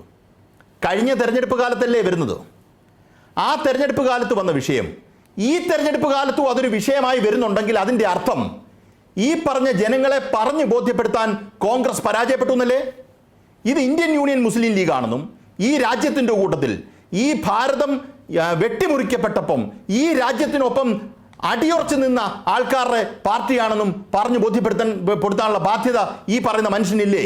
ഭാവി പ്രധാനമന്ത്രിയാകാനിരിക്കുന്ന ആൾക്ക് എല്ലാ ദിവസവും പറയുന്ന ഭാവി പ്രധാനമന്ത്രി. അത് പറഞ്ഞ് ബോധ്യപ്പെടുത്താത്തതുകൊണ്ടല്ലേ വീണ്ടും വീണ്ടും നിങ്ങൾക്ക് ഇത് നേരിടേണ്ടി വരുന്നത്. അപ്പോൾ ഈ കഴിഞ്ഞ പ്രാവശ്യം കോടി മടക്കാൻ പറഞ്ഞു, ഈ പ്രാവശ്യം കോടി ഉപയോഗിക്കേണ്ടെന്ന് പറഞ്ഞു. നിങ്ങൾ വേറൊരു ഉദാഹരണം പറയാം. കേരള സ്റ്റോറി എടുക്കുക. കേരള സ്റ്റോറി ഇന്നലെ ദൂരദർശൻ പറഞ്ഞല്ലോ. കേരള സ്റ്റോറിയുമായി ബന്ധപ്പെട്ട് വയനാട്ടിലെ MP ആണല്ലോ, കേരളത്തിൽ നിന്ന് ജയിച്ചു പോയ ആളാണല്ലോ ഈ പറയുന്ന രാഹുൽ ഗാന്ധി. രാഹുൽ ഗാന്ധി ഒരു സ്റ്റേറ്റ്മെന്റ് പറയുമോ? കേരള സ്റ്റോറി എന്ന് പറഞ്ഞു കഴിഞ്ഞാൽ ഈ പറയുന്ന വൃത്തികേടാണ്, ഇതല്ല കേരളത്തിൻ്റെ സ്റ്റോറി എന്ന്. അദ്ദേഹത്തെ അന്തസ്സായി മാന്യമായ ഭൂരിപക്ഷത്തിൽ ഈ സമൂഹം ജയിപ്പിച്ചു വിട്ടതല്ലേ? ആണോ? കേരളത്തിൽ നിന്നല്ലേ ജയിച്ചത്? അമേഠി തോറ്റല്ലോ. ആ ആൾക്ക് കേരളത്തിലാണല്ലോ അവസാന അഭയം കിട്ടിയത്. ഈ സംസ്ഥാനത്തെക്കുറിച്ച് ഏറ്റവും മോശമായ ഒരു കഥ വന്നു പറഞ്ഞു. നട്ടല്ലുണ്ടോ രാഹുൽ ഗാന്ധിക്ക് ഒരു സ്റ്റേറ്റ്മെന്റ് പറയാൻ? അതിനെതിരെ പറയത്തില്ല. ഞാൻ ഉറപ്പിച്ചു പറയുന്നു, പറയത്തില്ല. കാര്യം പറഞ്ഞാലുള്ള കുഴപ്പം അവർക്ക് അവിടെ കളിച്ചുകൊണ്ടിരിക്കുന്ന ഹിന്ദുത്വം ഡൈല്യൂട്ടാവും. ഈ പറയുന്ന BJP കളിക്കുന്ന കളി തന്നെ ഇവരവിടെ കളിച്ചുകൊണ്ടിരിക്കുകയാണ്. അതാ കഴിഞ്ഞ മധ്യപ്രദേശ് തെരഞ്ഞെടുപ്പിൽ എന്താ ചെയ്തത്? BJP കളിക്കുന്നതിനെക്കാട്ടിലും വലിയ രാമനും ലക്ഷ്മണനും ഹനുമാനും ഒക്കെ ഇവരുടെ പ്രചരണ ആയുധമായിരുന്നു. വേഷവെട്ടാൻ ഇറങ്ങിയിരിക്കുകയായിരുന്നു കമൽനാഥിൻ്റെ കൂട്ടത്തിൽ. അപ്പോൾ ഇവരവിടെ കളിച്ചുകൊണ്ടിരിക്കുന്ന ആയുധം ഈ പറയുന്ന മതന്യൂനപക്ഷത്തെ പ്രൊട്ടക്ട് ചെയ്യുന്ന ഒരു ആശയം വന്നു കഴിഞ്ഞാൽ ഇവർക്കത് പറയാൻ പറ്റില്ല. അതുകൊണ്ടാണ് രാഹുൽ ഗാന്ധി ഇത് പറയാത്തേ. കേരളത്തിൻ്റെ MP ആയ ഈ മനുഷ്യനത് പറയണ്ടേ? ഞാൻ ഉറപ്പിച്ച് പറയുന്നു, എന്നെ കേൾക്കുന്നവരോട് ഞാൻ ഉറപ്പിച്ച് പറയുന്നു, അദ്ദേഹം പറയില്ല. 100% പറയുന്നു, പറയില്ല. അടുത്തത് പോട്ടെ, ഇദ്ദേഹം അമേഠിയിൽ നിന്ന് തോറ്റല്ലോ. ലക്ഷക്കണക്കിന് 1.5 ലക്ഷം വോട്ടിന് തോറ്റ അവിടെ. ആ പറയുന്ന ഒരു ഹൈ സ്റ്റാൻഡേർഡ് ഒരു സ്റ്റേച്ചറിൽ നിൽക്കുന്ന ഒരു പൊളിറ്റീഷ്യൻ അല്ല സ്മൃതി ഇറാനി. രാഹുൽ ഗാന്ധിയുടെ മുന്നിൽ ഒന്നുമല്ല സത്യത്തിൽ സ്മൃതി ഇറാനി. സ്മൃതി ഇറാനി എല്ലാ ദിവസവും വെല്ലുവിളിക്കുന്നുണ്ട് രാഹുൽ ഗാന്ധിയെ അമേഠി വന്ന് മത്സരിക്കാൻ. അദ്ദേഹം ഈ പ്രകടന പത്രിക വയനാട്ടിൽ BJP കൊടുക്കുന്ന ദിവസം BJPയുടെ ഐക്കൺ അവിടെ സ്മൃതി ഇറാനി ആയിരുന്നു എന്നുള്ളതാണ്. അതെന്തുകൊണ്ടുണ്ടാകുന്നു? ഞാൻ പറയാം, ഞാൻ അതിലേക്കാണ് വരുന്നത്. സ്മൃതി ഇറാനി എല്ലാ ദിവസവും വെല്ലുവിളിക്കുന്നു. രാഹുൽ ഗാന്ധി പറയുന്നത് എന്താണ്? സംഘപരിവാർ രാഷ്ട്രീയത്തിനെതിരെ ഞങ്ങൾ കോൺഗ്രസ് ആഞ്ഞടിക്കുന്ന എവിടെ വന്നിരുന്ന? വയനാട്ടിൽ വന്നാ? BJP കോട്ടില്ലാത്തടത്ത് വന്നാ? BJP കോട്ടുള്ള അമേഠിയിൽ പോകത്തില്ല, പേടിയാ. ഇപ്പൊ കഴിഞ്ഞ ദിവസം ഒരു ചർച്ചയ്ക്കകത്തൊന്ന് കോൺഗ്രസ്സുകാരോട് ചോദിച്ചു, എന്തുകൊണ്ട് രാഹുൽ ഗാന്ധി അവിടെ മത്സരിക്കുന്നില്ല? ഞങ്ങൾക്ക് ഈ പറയുന്ന വഴിയിലുള്ളവരാരും വെല്ലുവിളിക്കുന്നതൊന്നും ഞങ്ങൾ സ്വീകരിക്കേണ്ട കാര്യമില്ല. അങ്ങനെ പല സ്കൂളിൽ പഠിക്കുന്നവരും വെല്ലുവിളിക്കും, ഞങ്ങൾ ആ വെല്ലുവിളി ഏറ്റെടുക്കേണ്ട കാര്യമില്ല. അപ്പം ഞാൻ പറഞ്ഞു, സ്മൃതി ഇറാനി എന്ന് പറയുന്ന ആള് നിങ്ങളുടെ രാഹുൽ ഗാന്ധിയെ ഒരു പ്രാവശ്യം തോപ്പിച്ച ആളാണ്. അവരങ്ങനെ അണ്ടർ എസ്റ്റിമേറ്റ് ചെയ്യാൻ പാടില്ല. അവർ വഴി കൂടെ പോകുന്ന ഒരാളല്ല, അവർ കേന്ദ്രമന്ത്രിയാണ്. അവർ നിങ്ങളുടെ നേതാവിനെ തോപ്പിച്ചു. എന്നാൽ നിങ്ങൾ ആ ഭൂമികയിൽ ഇറങ്ങി പ്രവർത്തിച്ച് ഞാൻ ഇവരെ തോപ്പിക്കും, ഇവർ പറയുന്ന വർഗീയ രാഷ്ട്രീയമാണ്, ഈ നാടിന് ആപത്ത് പിടിച്ച രാഷ്ട്രീയമാണ്, എനിക്ക് നെഹ്റുവിന്റെ രാഷ്ട്രീയം എൻ്റെ ഉള്ളിലുണ്ട് എന്ന് പറഞ്ഞൊന്ന് വോട്ട് പിടിച്ച് ജയിക്കാനുള്ള ഊരുണ്ടോ ഇവർക്ക്? ഇല്ല, ഊരില്ല. ചുമ്മാ ഇവിടെ വന്നിരുന്ന് ഞാൻ ആഞ്ഞടിക്കും, ഞങ്ങൾ കോൺഗ്രസ് മാത്രമേ ഉള്ളൂ. കോൺഗ്രസ് ആഞ്ഞടിക്കുക എന്ന് പറഞ്ഞാൽ എങ്ങനെ ആഞ്ഞടിക്കുക? കോൺഗ്രസിന്റെ ഏറ്റവും ഇമ്പോർട്ടൻ്റ് ആയിട്ടുള്ള നേതാവ് രാഹുൽ ഗാന്ധിയാണ്, വേറെ ആരുമല്ല, സോണിയാഗാന്ധി പോലും അല്ല. ഇപ്പം ആ രാഹുൽ ഗാന്ധിക്ക് അമേഠി നിൽക്കാൻ പേടിയാ, അമേഠിയിലോട്ട് പോകത്തില്ല. പിന്നെ ആരോടാ ഇവർ പറയുന്നത് സംഘപരിവാറിനെതിരെ ആഞ്ഞടിക്കുന്ന ഇവരാന്ന്? ഇതൊക്കെ പറഞ്ഞു കഴിഞ്ഞാൽ കേൾക്കും, വേറെ ഏതെങ്കിലും നാട്ടിലുള്ള ആൾക്കാർ കേൾക്കും. ഈ നാട്ടിലുള്ളവർക്ക് അത് കൃത്യമായി മനസ്സിലാവുന്നുള്ള കാര്യം ഇവർ മറന്നു പോകുന്നു എന്നുള്ളതാണ് ഇവരുടെ പ്രശ്നം. അതെ, പ്രൊഫസർ റോണി കെ ബേബി, ഞാൻ എന്റെ ചോദ്യത്തിലേക്ക് വരാം. അതിന് മുൻപ് ലാൽകുമാർ വലിയ ഗുരുതരമായ വിമർശനമാണ് ഉന്നയിച്ചത്. കോൺഗ്രസ് ഇരുന്ന് ചിന്തിക്കേണ്ടതുമാണ്. അതിലൊരു മറുപടി അങ്ങയുടെ. അശ്വത, ഇതിനകത്ത് ഇരുന്ന് ചിന്തിക്കേണ്ട കാര്യമൊന്നുമില്ല. കാരണം ഇതിന്റെ അകത്ത് തന്നെ ഞങ്ങളുടെ നിലപാടുകൾ വളരെ വ്യക്തമായി തന്നെ പറയുന്നുണ്ട്. അതോടൊപ്പം തന്നെ ഇവിടെ അശ്വത പറഞ്ഞു, അവിടെ ഡൽഹിയിൽ ഇരുന്നുകൊണ്ട് ഇന്ത്യയുടെ പ്രധാനമന്ത്രി പറയുന്നു കോൺഗ്രസിന്റെ പ്രകടന പത്രിക മുഴുവൻ മുസ്ലിം ലീഗിന്റെ പ്രകടന പത്രികയാണ്, അതിന്റെ അകത്ത് മുഴുവൻ ന്യൂനപക്ഷങ്ങളുടെ കാര്യമുള്ളെന്ന് പറയുന്നു. തിരുവനന്തപുരത്ത് ഇരുന്നുകൊണ്ട് ബഹുമാന്യന്റെ കേരളത്തിന്റെ മുഖ്യമന്ത്രി പറയുന്നു പിന്നെ കോൺഗ്രസിന്റെ പ്രകടന പത്രികയിൽ ന്യൂനപക്ഷങ്ങളെ കുറിച്ചൊന്നും പറയുന്നില്ല, CAA കുറിച്ചൊന്നും പറയുന്നില്ല, കോൺഗ്രസിന്റെ പ്രകടന പത്രിക എന്ന് പറയുന്നത് മൃദുഹിന്ദുത്വമാണ് പിന്നെ കേരളത്തിന്റെ മുഖ്യമന്ത്രി പറയുന്നു. പക്ഷേ പ്രൊഫസർ റോണി കെ ബേബി, എനിക്ക് തോന്നുന്നു സത്യത്തിൽ ചോദ്യം അതായിരുന്നു. പക്ഷെ ഞാനത് ലാൽകുമാർ മറ്റൊരു വിഷയം പറഞ്ഞതുകൊണ്ട് താങ്കളുടെ ഒരു മറുപടി അതിൽ തേടിയെന്നേ ഉള്ളൂ. നോക്കൂ, ഒന്നും പറയാതിരുന്നിട്ട് കൂടി നരേന്ദ്രമോദി പറയുന്നു മുസ്ലിം ലീഗിനെ തൃപ്തിപ്പെടുത്തുന്ന പ്രകടന പത്രികയാണ് കോൺഗ്രസിന്റേതെന്ന്. ഈ ലീഗ് എന്ന രാഷ്ട്രീയ കക്ഷിയെ BJP ലക്ഷ്യം വെക്കുന്നത് ലീഗ് എന്ന പേരിന് മുൻപുള്ള 2 അക്ഷരം കൊണ്ടാണ്. അവർ ഒരു വിഭാഗത്തെ പ്രതിനിധീകരിക്കുന്നു എന്നുള്ളത് കൊണ്ടാണ്. ആ പേടിയാണോ, ഇങ്ങനെ ഒരു വ്യാഖ്യാനം വരും എന്ന പേടിയാണോ? CAA നിലപാടുണ്ട് എന്ന് പറയുന്നു, പക്ഷെ CAA മിണ്ടാൻ പേടിയാണ്. അത് ഉത്തരേന്ത്യൻ വോട്ടുകളെ ബാധിക്കുമെന്ന ഭയമല്ലേ? ഇപ്പോൾ നരേന്ദ്രമോദി എന്ത് പറഞ്ഞു? അത് മുൻകൂട്ടി കണ്ടു കോൺഗ്രസ് എന്നല്ലേ കരുതേണ്ടത്? നമുക്ക് മുസ്ലിം ലീഗ് എന്ന് പറയുന്ന ഒരു പാർട്ടിയുടെ ഒരു വിശ്വാസ്യത നമ്മൾ ചോദ്യം ചെയ്യരുത്. കാരണം മുസ്ലിം ലീഗ് എന്ന് പറഞ്ഞാൽ കേരളത്തിന്റെ ഒരു മതേതര സമൂഹത്തിന്റെ ഒരു പ്രതിബിംബമാണ് Indian union. Professor Roni K Baby, നോക്കൂ, ഇടപെടുന്നതിൽ ക്ഷമിക്കണം. വാസ്തവത്തിൽ മുസ്ലിം ലീഗിന്റെ വിശ്വാസ്യത ആരാണ് റോണി കെ ബേബി ചോദ്യം ചെയ്തത്? ഏറ്റവും ആദ്യം ചോദ്യം ചെയ്തത് ജവഹർലാൽ നെഹ്റു ആണ്. ആരാണ് ചത്ത കുതിരയെന്ന് വിശേഷിപ്പിച്ചത്? അതിനുശേഷം CD സാഹിബ് മരിച്ച സമയത്ത് സ്പീക്കർ സ്ഥാനത്തേക്ക് ഒരു മുസ്ലിം ലീഗ് പ്രതിനിധിയെ കൊണ്ടുവരണമെങ്കിൽ ലീഗ് അംഗത്വം രാജിവെക്കണമെന്ന് പറഞ്ഞത് ആരാണ്? ഈ നാട്ടിലെ കമ്മ്യൂണിസ്റ്റുകാരാണോ? അതിനുശേഷം AICCയുടെ സമ്മേളനത്തിൽ വർഗീയ പാർട്ടിയാണ് ലീഗ് എന്ന പ്രമേയം പാസ്സാക്കിയത് ആരാണ്? ഈ നാട്ടിലെ കമ്മ്യൂണിസ്റ്റുകാരാണ്. ഇനി ഏറ്റവും ഒടുവിൽ വയനാട്ടിൽ വരുമ്പോൾ കൊടി മടക്കി വെക്കാൻ പറഞ്ഞത് ആരാണ്? ഈ നാട്ടിലെ കമ്മ്യൂണിസ്റ്റുകാരാണ്. അപ്പോൾ ശരിക്കും ആരാണ് ലീഗിനെ ഇത്തരത്തിൽ ചിത്രീകരിക്കുന്നത്? അശ്വിത, കോൺഗ്രസിന് എങ്ങനെയാണോ നെഹ്റു, അതുപോലെ കമ്മ്യൂണിസ്റ്റ് പാർട്ടിക്ക് എങ്ങനെയാണോ EMS. അപ്പൊ EMS ഇവിടെ പറഞ്ഞ കാര്യങ്ങളിലേക്കൊന്നും ഞാൻ ഈ ഒരു ചർച്ചയുടെ കാരണം ഗതി മാറി പോകുന്നത് കൊണ്ട് ഞാൻ അതിലേക്കൊന്നും പോകുന്നില്ല.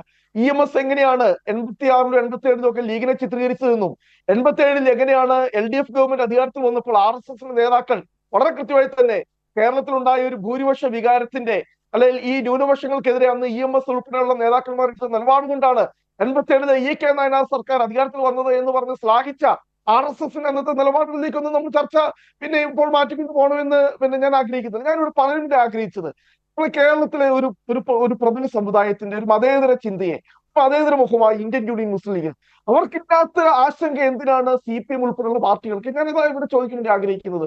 അവർക്ക് കോൺഗ്രസിൽ വിശ്വാസമാണ്, അവരുടെ ഏറ്റവും പരമോന്നത നേതാക്കന്മാർക്ക് കോൺഗ്രസിൽ വിശ്വാസമാണ്, അവരുടെ ജനസഞ്ചയത്തിന് കോൺഗ്രസിൽ വിശ്വാസമാണ്, അവരുടെ പ്രവർത്തകർക്ക് കോൺഗ്രസിൽ വിശ്വാസമാണ്. നമ്മളോട് തോൾ ചേർന്നുകൊണ്ടാണ് ഇന്ത്യൻ നാഷണൽ കോൺഗ്രസിന്റെയും ഇന്ത്യൻ യൂണിയൻ മുസ്ലിം ലീഗിന്റെ പ്രവർത്തകര് ഒരുപോലെയാണ് ഞങ്ങൾ പോരാടുന്നത്. ഞങ്ങളുടെ പോരാട്ടം മുഴുവൻ. പ്രൊഫസർ റോണി കെ ബി നോക്കൂ, ആ വിശ്വാസത്തെ കോൺഗ്രസ് സംരക്ഷിക്കേണ്ടേ എന്നാണ് ഇവിടുത്തെ ചോദ്യം. വളരെ ലളിതമാണ്. CAA-ക്കെതിരെ സുപ്രീം കോടതിയിലുള്ള ഹർജികളിൽ ഒന്ന് ഇതേ മുസ്ലിം ലീഗിന്റേതാണ്. കേരളത്തിൽ ഏറ്റവും പ്രധാനപ്പെട്ട കക്ഷിയാണല്ലോ UDF എന്ന് പറയുന്ന പാർട്ടിയിൽ മുസ്ലിം ലീഗ്. കേരളത്തിന് പുറത്തും അവർ മത്സരിക്കുന്നുണ്ട് UDF ടിക്കറ്റിൽ. അപ്പോൾ അവർ ഉയർത്തുന്ന ഒരു വിഷയം അത് ഉണ്ട് എന്ന് നിങ്ങൾ പറയുന്നുണ്ട്, നമ്മൾ നോക്കിയിട്ടത് കാണുന്നില്ല. ആ പേരാണ് പ്രശ്നമെങ്കിൽ ആ പേര് പറയാൻ നിങ്ങൾ ധൈര്യപ്പെടണ്ടേ? ഇവിടെ BJP വലിയൊരു ഹിന്ദുത്വ പൊളിറ്റിക്സ് മുന്നോട്ട് വെക്കുമ്പോൾ നിങ്ങളൊരു ഡിഫൻസീവ് പൊളിറ്റിക്സ് സ്വീകരിക്കുന്നു. അതാണ് പ്രശ്നം. BJP 2 ചുവട് മുന്നിലേക്ക് വെക്കുമ്പോൾ കോൺഗ്രസ് 4 ചുവട് പിന്നിലേക്ക് പോവുകയാണ്. അവിടെയാണ് പ്രശ്നം. എന്തുകൊണ്ട് ധൈര്യത്തിൽ പറയാൻ പറ്റുന്നില്ല CAA ഞങ്ങൾ നടപ്പിലാക്കില്ല? എന്തുകൊണ്ട് പാകിസ്ഥാന്റെ കൊടിയാണ് മുസ്ലിം ലീഗിന്റേതെന്ന് പറയുമ്പോൾ ആ കൊടി പാകിസ്ഥാന്റേതല്ല, അത് കോൺഗ്രസിലെ UDF-ലെ ഘടകകക്ഷിയായ മുസ്ലിം ലീഗിന്റേതാണ്, അവർ വലിയൊരു വിഭാഗത്തിന്റെ ഒരു ന്യൂനപക്ഷത്തിന്റെ പ്രതിനിധിയാണ് എന്ന് പറഞ്ഞ് ഉയർത്തിപ്പിടിക്കാനാകുന്നില്ല? അതല്ലേ ചെയ്യേണ്ടത്? കേരളത്തിലെ ഇന്ത്യൻ നാഷണൽ കോൺഗ്രസിലെ സമുന്നതരായ നേതാക്കൾ വളരെ കൃത്യമായി തന്നെ എന്താണ് കോൺഗ്രസ്, കാരണം ഞങ്ങൾക്ക് ഇത് പുറത്തു വന്ന് നാഴികയ്ക്ക് 40 തൊട്ടും പറയുന്നതില്ല. എന്താണ് കോൺഗ്രസും ലീഗും തമ്മിലുള്ള രസതന്ത്രം, എന്താണ് ഞങ്ങൾ തമ്മിലുള്ള ബന്ധം, എന്താണ് അത്രമാത്രം.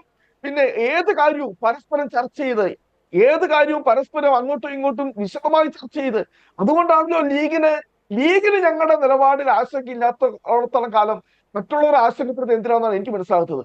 എന്തിനാണ് CPM ലീഗിന്റെ കാര്യത്തിൽ ആശങ്കപ്പെടുന്നത്? എന്തിനാണ് BJP ലീഗിന്റെ കാര്യത്തിൽ ആശങ്കപ്പെടുന്നത്? അവർക്കാർക്കും ആശങ്കയില്ലെന്നേ. അവർക്ക് കോൺഗ്രസിന്റെ മതേതര നിലപാടിൽ, അവർക്ക് കോൺഗ്രസിന്റെ മതനിരപക്ഷ നിലപാടിൽ 100% അവർക്ക് ആത്മാർത്ഥ വിശ്വാസമുണ്ട്. ഇവിടെ CAA-യുടെ കാര്യം പറഞ്ഞു.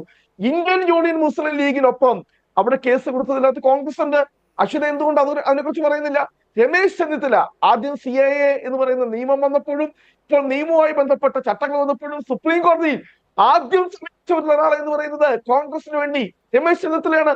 അതെന്തുകൊണ്ട് പിന്നെ ഇവിടെ കാണാതെ പോകുന്നു? പറയുമ്പോൾ എന്തുകൊണ്ട് പ്രകടന പത്രികയിൽ വരുന്നില്ല? ചോദ്യം ലളിതമാണ്, അതിനൊരു മറുപടി ഉണ്ടോ? എന്തുകൊണ്ട് പ്രകടന പത്രികയിൽ പറയാൻ ധൈര്യമില്ല? അശ്വിത, എനിക്ക് ഒരു മുമ്പ് നമ്മളുണ്ടല്ലോ ഇവിടെ ഈ ഹിന്ദുത്വം ലൈക്ക് ഈ ഹിന്ദുയിസം എന്നതിനെ കുറിച്ചൊക്കെ നമ്മൾ നിർവചിക്കുമ്പോഴുണ്ടല്ലോ വളരെ കൃത്യമായിട്ട് നമ്മളൊരു കാര്യം മനസ്സിലാക്കേണ്ടതുണ്ട്. കാരണം ഇവിടെ ഡോക്ടർ സമ്പത്ത് കൃത്യമായി തന്നെ പറഞ്ഞു, ഈ പറയുന്ന ഹിന്ദുത്വം അല്ല ഹിന്ദുയിസം, അതാണ് ഞങ്ങളുടെ സ്റ്റാൻഡ് എന്ന് പറയുന്നത്. പിന്നെ CPM പറയുന്ന പോലെ നിരീശ്വരവാദ രാഷ്ട്രമല്ല ഇന്ത്യ എന്ന് പറയുന്നത്. CPM പറയുന്നത് നെഗറ്റീവ് സെക്യുലറിസമാണ്, ഞങ്ങൾ പറയുന്നത് പോസിറ്റീവ് സെക്യുലറിസമാണ്. ഞങ്ങൾ എന്ന് പറയുന്ന എല്ലാ മതങ്ങളെയും, അതുകൊണ്ട് ഞങ്ങളുടെ വിശ്വാസികൾ അല്ലെങ്കിൽ കോൺഗ്രസ് പ്രവർത്തകർ അവർ അമ്പലങ്ങളിൽ പോകുമായിരിക്കും. എനിക്ക് സമയമില്ലാത്തതുകൊണ്ടാണ് ഇടപെടുന്നത്. അതിലേക്ക് പൊക്കോട്ടെ, മറ്റു വിഷയങ്ങളിലേക്ക് പോകാൻ അവസാന മിനിറ്റുകളാണ്. ഞാൻ ചോദിച്ചത് എന്തുകൊണ്ട് CAA എന്ന് പറയാൻ ധൈര്യമില്ല? ഒറ്റ വാക്കിൽ മറുപടി. അല്ല, ഞാൻ പറഞ്ഞില്ലേ, നമ്മുടെ ഇവിടെ CAA എന്ന് പറയുന്ന ഒരു ചെറിയ വിഷയത്തിലേക്ക് ഞാൻ ഒരു പ്രത്യേക മതവിഭാഗത്തെ സംബന്ധിച്ച് അത് വലിയ വിഷയം തന്നെയാണ്. ഞാൻ പറയുന്നത് CAA-യേക്കാൾ അതീവ ഗൗരവമാണ്. അത് അനുഭവിക്കുന്നവരെ സംബന്ധിച്ചിടത്തോളം അത് വലിയ വിഷയം, കോൺഗ്രസിനെ സംബന്ധിച്ചിടത്തോളം അത് ഈ രാജ്യം നേരിടുന്ന ഒരുപാട് വിഷയങ്ങളിൽ ഒന്ന് ചെറിയ വിഷയം. ശരി, ലാൽകുമാർ പറഞ്ഞോളൂ, എന്താണ് വളരെ വേഗം.